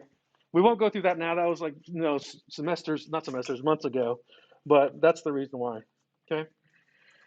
And I'm talking to you about this now because we're about to jump into doing acid-base equilibrium with multiprotic acids or polyprotic acids, right? So I'll give you a name, right, or a formula, and you're going to have to figure out whether or not it's diprotic or triprotic, and most are pretty easy to figure out. It's just phosphorus acid is the one that's a little bit ambiguous, but it actually isn't ambiguous. It's clear when you draw out the Lewis structure that it's the way it is there. It's diprotic.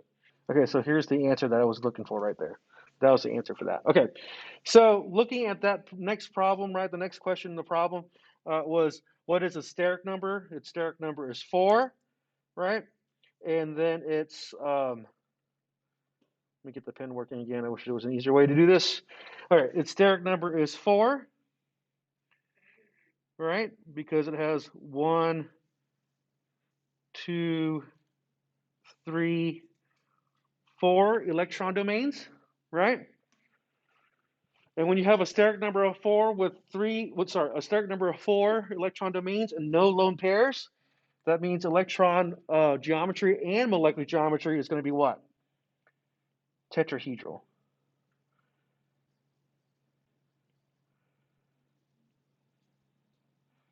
Right? Both are going to be tetrahedral. Okay? Now, if it had a lone pair, it'd be trigonal pyramidal, right? But it's not a lone pair. It's 4 bond groups with no lone pairs, so it's going to be tetrahedral. Okay? And then it's asking for the hybridization of the central atom. The central atom is phosphorus, and it has 4 electron domains on it. It's a steric number 4, so we're going to say that it is sp3 hybridized. And very lastly, what is its polarity? We can see that this side over here has a bunch of oxygens right here, or just this one big oxygen on this side, right? And on this side has a bunch of protons, so it's definitely polar. Okay, so that's everything from the first part of the question. We've already answered question A, right? We've already answered question A, and I actually want to erase something again so that I can use it as an example.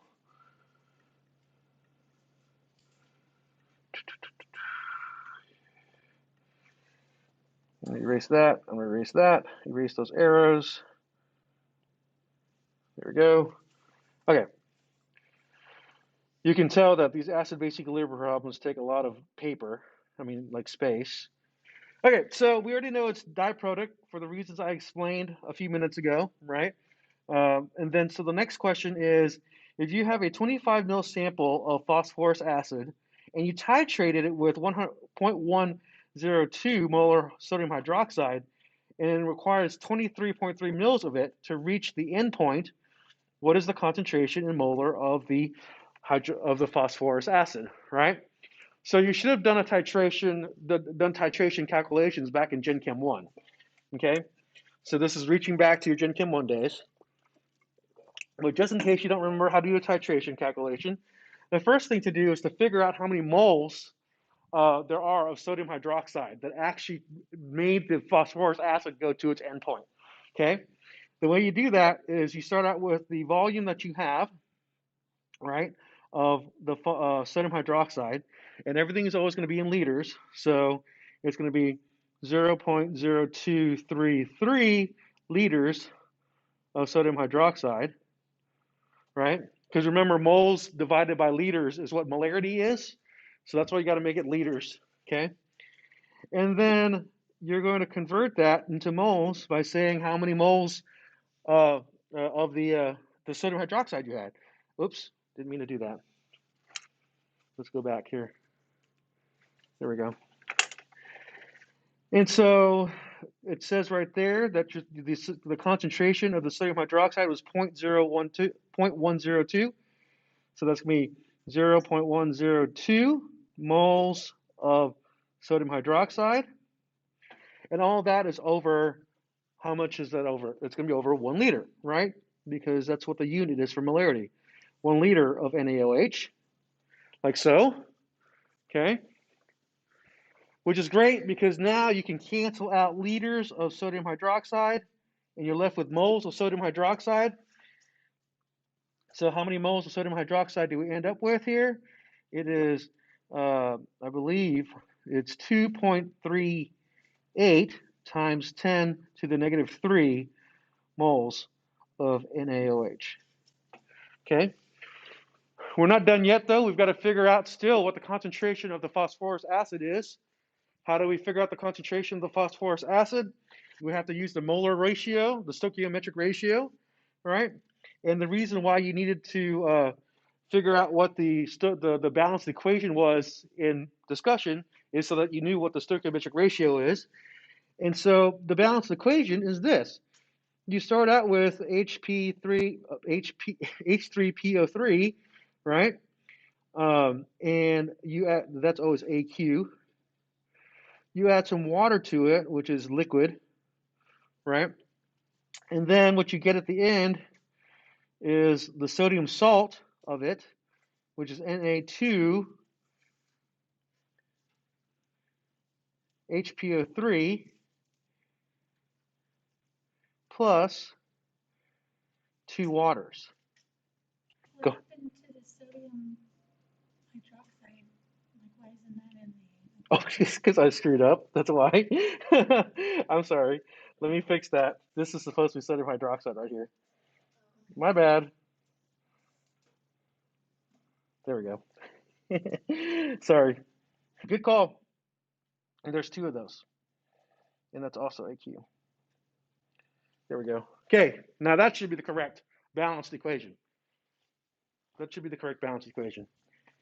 All right, so now that we have the correct balanced equation, we know that for every 1 mole of, go ahead. Don't forget that when you have a neutralization reaction, an acid plus a base makes what? Exactly, a salt and water. A salt and water. Yes, that's always true.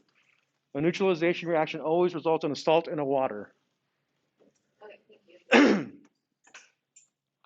Okay, so we can see in our completely balanced equation, now that I've corrected it twice, because I wrote it down in the wrong order. But anyway, we can see now that the corrected balanced equation is phosphorus acid plus 2 sodium hydroxides, make you the sodium phosphorus and the 2 waters. Okay? What that means then is that we have 1 mole of sodium phosphate for every 2 moles of sodium hydroxide, right? That's what we're looking for, okay? That's what we're looking for. Okay, that's what we're looking for. And so, knowing that, you can say then that 2.38 times 10 to the negative 3 moles of sodium hydroxide, right, can then be used in dimensional analysis to figure out how many moles there was of phosphorus acid. And so down here we have for every 2 moles of sodium hydroxide, like so, right? Which is good because now we can cancel out moles of sodium hydroxide. And then at the top, what do we put? What do we put at the top of that? What are we trying to get to? Of, yes, phosphorus acid. So that's 1 mole of phosphorus acid. Like that. See? So the reason why you needed a completely balanced chemical equation here, like Ms. Dickens told you, right, in discussion, is because from the balanced equation, you know that for every 1 mole of phosphorus acid, which is in the top row right here of the dimensional analysis, there's 2 moles of sodium hydroxide down here at the bottom of the dimensional analysis, right? So awesomely enough, moles of sodium hydroxide cancel out, and you're left with what? Moles of phosphorus acid. Okay, moles of phosphorus acid.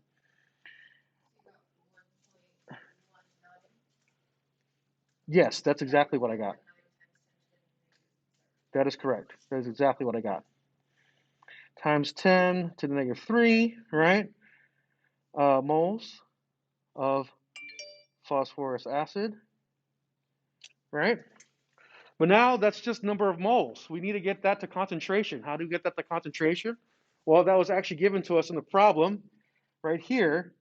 It is a 25 mil sample of phosphorus acid. So you see how you had to pull out 3 or 4 different numbers from that problem, right? So at the very beginning of the problem, it said there's 25 mils, and then concentration is always number of moles over liters, so you can divide all that by 0.025 liters, and that gives you the concentration you're looking for. All right, that'll give you the concentration you're looking for. And again, I put 0.025 liters instead of 25 milliliters because the formula for concentration, molarity, is what?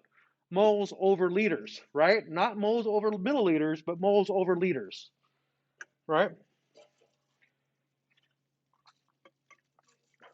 I heard a wait. What's up? Wait, can you remind me of something real quick? Why What? did you put 0.025 instead of 25? Sorry. Because the concentration formula, molarity, right, is number of moles over liters. Oh, not number of moles over milliliters, right? And I gave you the number of moles, sorry, I gave you the volume in milliliters, so you needed to convert it to liters, which at this point, though, you should be able to do in your head. No, it's okay. At this point, you should be able to do in your head because you're just moving the decimal point 3 places either way, right? You should be able to do that stuff in your head now. All right, so that gives us then the formula, that gives us then the concentration of H3PO3, right, to be, and someone check my math on this, 0.0476 molar. No, that's close enough. That's a rounding error. That's close enough. No, it's okay. No, I mean, you don't know unless I tell you that's a rounding error, right? Yeah, usually if you go out to that many decimal points, right? Like to like the thousands place or even the tens of thousands place, if it's off by 1, that's okay. You're okay about that. You don't have to worry about that so much. I messed up. That's why I'm erasing it right now. Yeah. Yeah. No, it's okay. I just miswrote, so I was trying to erase it so that it wasn't so messy. Instead of crossing it out. There we go. So it should be molar H3PO3. That's what we should be ending up with. Okay. Okay. Good. Right. So there's the answer to the B right there. What is the concentration in molar? Right. What is the concentration in molar of the phosphorus acid? Okay. And so that was B. So I guess I should write in here which is which. So here's A right here, right? And I erased it, but it is diprotic, right? And then the answer to B is this one.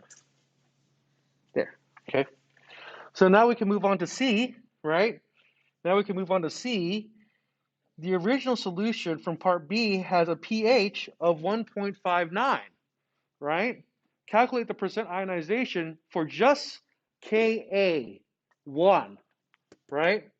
And the reason why you're doing this is because we know that the very first proton, Ka1, is going to be much larger than Ka2. So that's the one that's going to be the effective proton we're losing, right? And then for the third proton, it doesn't get lost at all because it's not even acidic, okay? Luckily for us, we were given this, the pH of 1.59. What can we use? What can we do with that will give us something that's helpful? Since it's given us the pH, you know that the negative log of the hydronium ion concentration gives you the pH. So to get a hydronium ion concentration, you just have to take the negative log, do the 10 to that, right? Here's C now. And we know from the last lecture that hydronium ion concentration is equal to 10 to the negative pH, right? 10 to the negative pH, okay? Which you are given a pH right here, thank the Lord, right? So all you have to do is say hydronium ion concentration equals 10 to the negative 1.59, okay? And so the hydronium ion concentration should be, and somebody check my math here, it should be 0.026 molar. I think that's what it should be. Okay. And remember, I borrowed someone's calculator and showed you on there how to do 10 to the negative, right? There's a little thing there that says 10 to the x, right? You can hit the 10 to the x button and then just put in negative 1.59 on your calculator. Okay.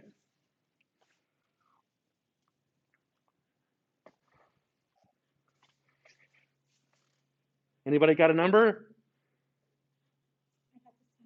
You got the same number? Good. Anybody else? All right. So knowing that now, we can actually fill in our ice table. Okay. So here's our ice table.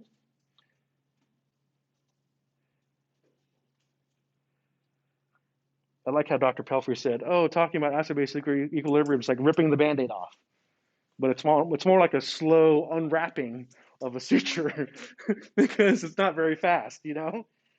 It's not very fast at all.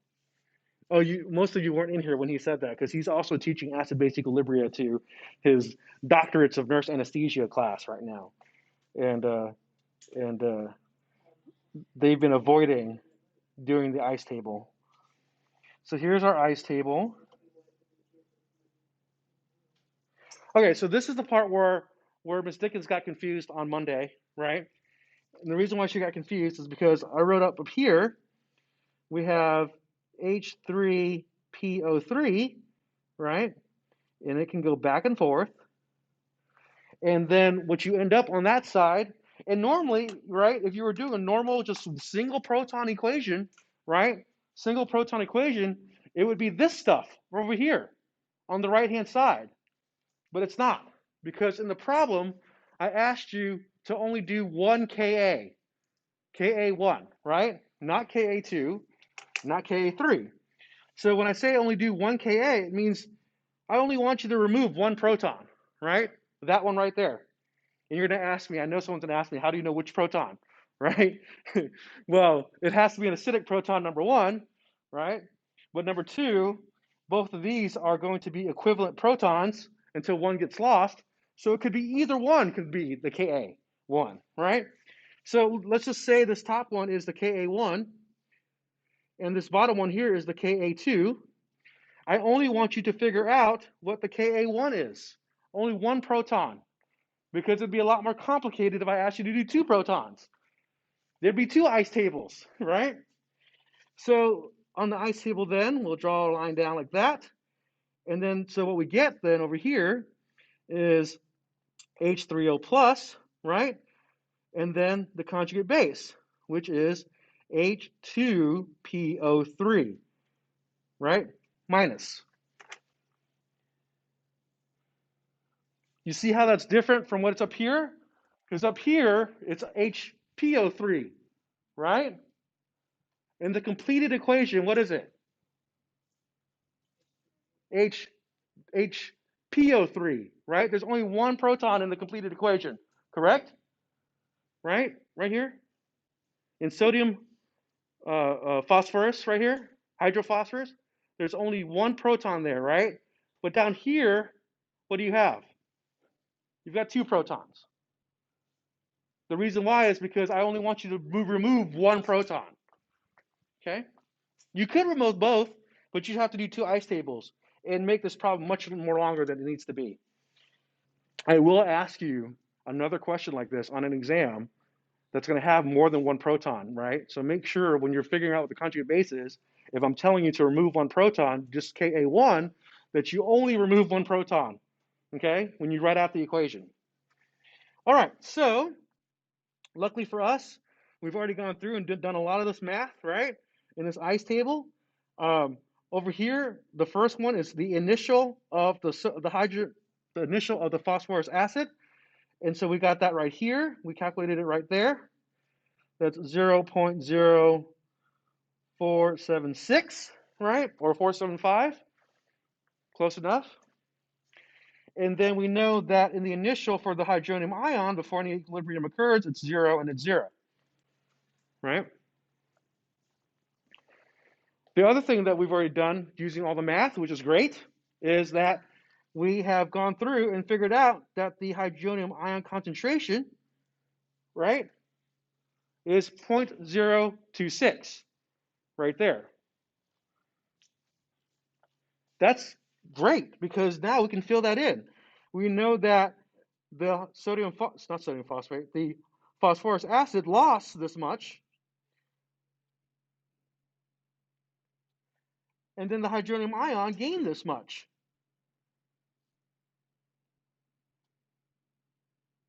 And then we know for every one hydronium ion mole, there's the same number of moles of what? The conjugate base. So that's also going to be a plus 0.026 over there, right? Good stuff, good stuff. So this is something you should probably write down. When someone gives you the pH, like me, the pH will actually give you the hydronium ion concentration, which is actually the what? The equilibrium concentration. So all we have to do now is do the arithmetic, right? Make sure that everything's clear up there. Looks good. We just have to do the arithmetic. This minus this is what? It's going to be 0.022. And then, like I was just saying, put a big star next to this. I gave you the pH. The pH is going to be the equilibrium concentration. Okay? You don't even have to draw it out the ice table to know that. If I give you a pH, that's going to be the equilibrium concentration for hydronium. So the answer here is 0.026. And the number here is also going to be 0.026. Okay? And we know that the hydrophosphorus ion here is the same as the hydronium ion, because for every one hydronium that's made, also one hydrophosphorus is made. Right? All right. Last step. Oh, well, we're not even done yet. Okay, so all that is done right there. Okay. So we're still looking for the Ka, right? Oh, wait, we're looking for the percent ionization first, and then the Ka. So if you remember from the previous slide, a couple previous slides ago, percent ionization, ion, there, percent ion equals the concentration of hydronium at equilibrium divided by the concentration of the original acid times 100%, right? Okay.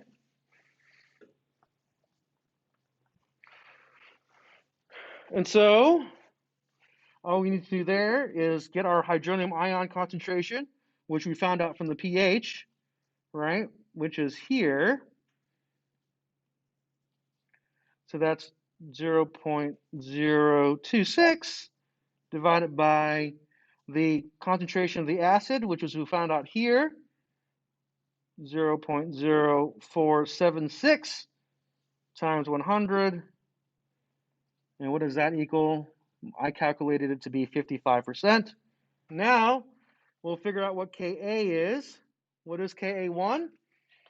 And if you recall from the equation, the expression I gave you before, K1 equals exactly the same as it always equals for every single equilibrium thing. It's products divided by what?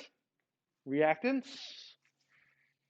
So this is another reason why I had it as H2PO3, because it's going to be H3O plus times H2PO3 minus all over H3PO3, right? I did this math already, and I ran out of room here, so I'm just going to have to squeeze it in. It should be 0.026 times 0.026, all divided by what? What should it be divided by? What? No. Yes, exactly. The equilibrium number from the original. Good job, Stephanie. Divided by 0.022.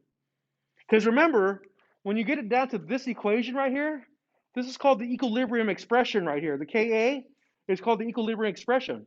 So the only numbers that should be going in here are what? The numbers from the equilibrium line of the ice table, right? Does that make sense? Right? Equilibrium expression, numbers only from the equilibrium line. I mean, the only reason why we make an ice table is to get to these numbers down here. That makes sense? Right? I know, this is a long problem.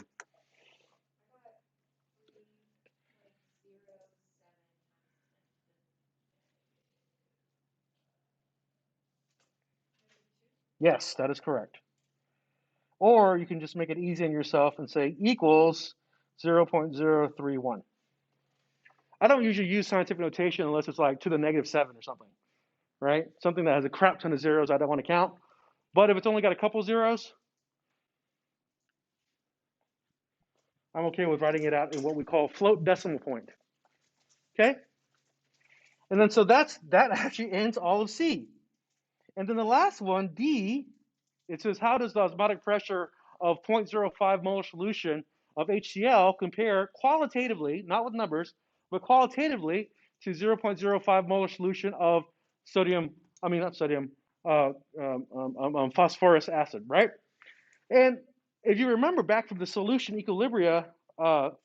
solution properties lecture, osmotic pressure is all about how many particles that you have in solution that are actually dissolved in the water, right?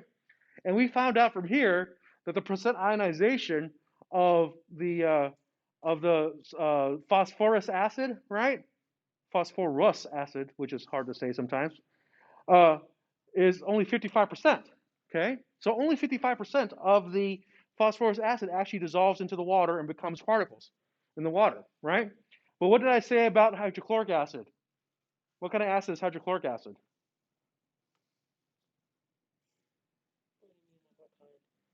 So phosphorus acid is a weak acid, right? So it only ionizes 55%. Yes, hydrochloric acid is a strong acid. It ionizes 100% of the time, right?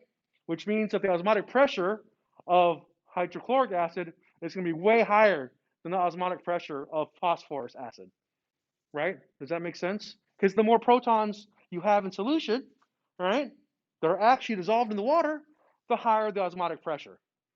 And in this case, for hydrochloric acid, right, in this case for hydrochloric acid, it's going to be 100% versus 100% versus 55% there. Okay. All right. Any questions on this problem before we move forward?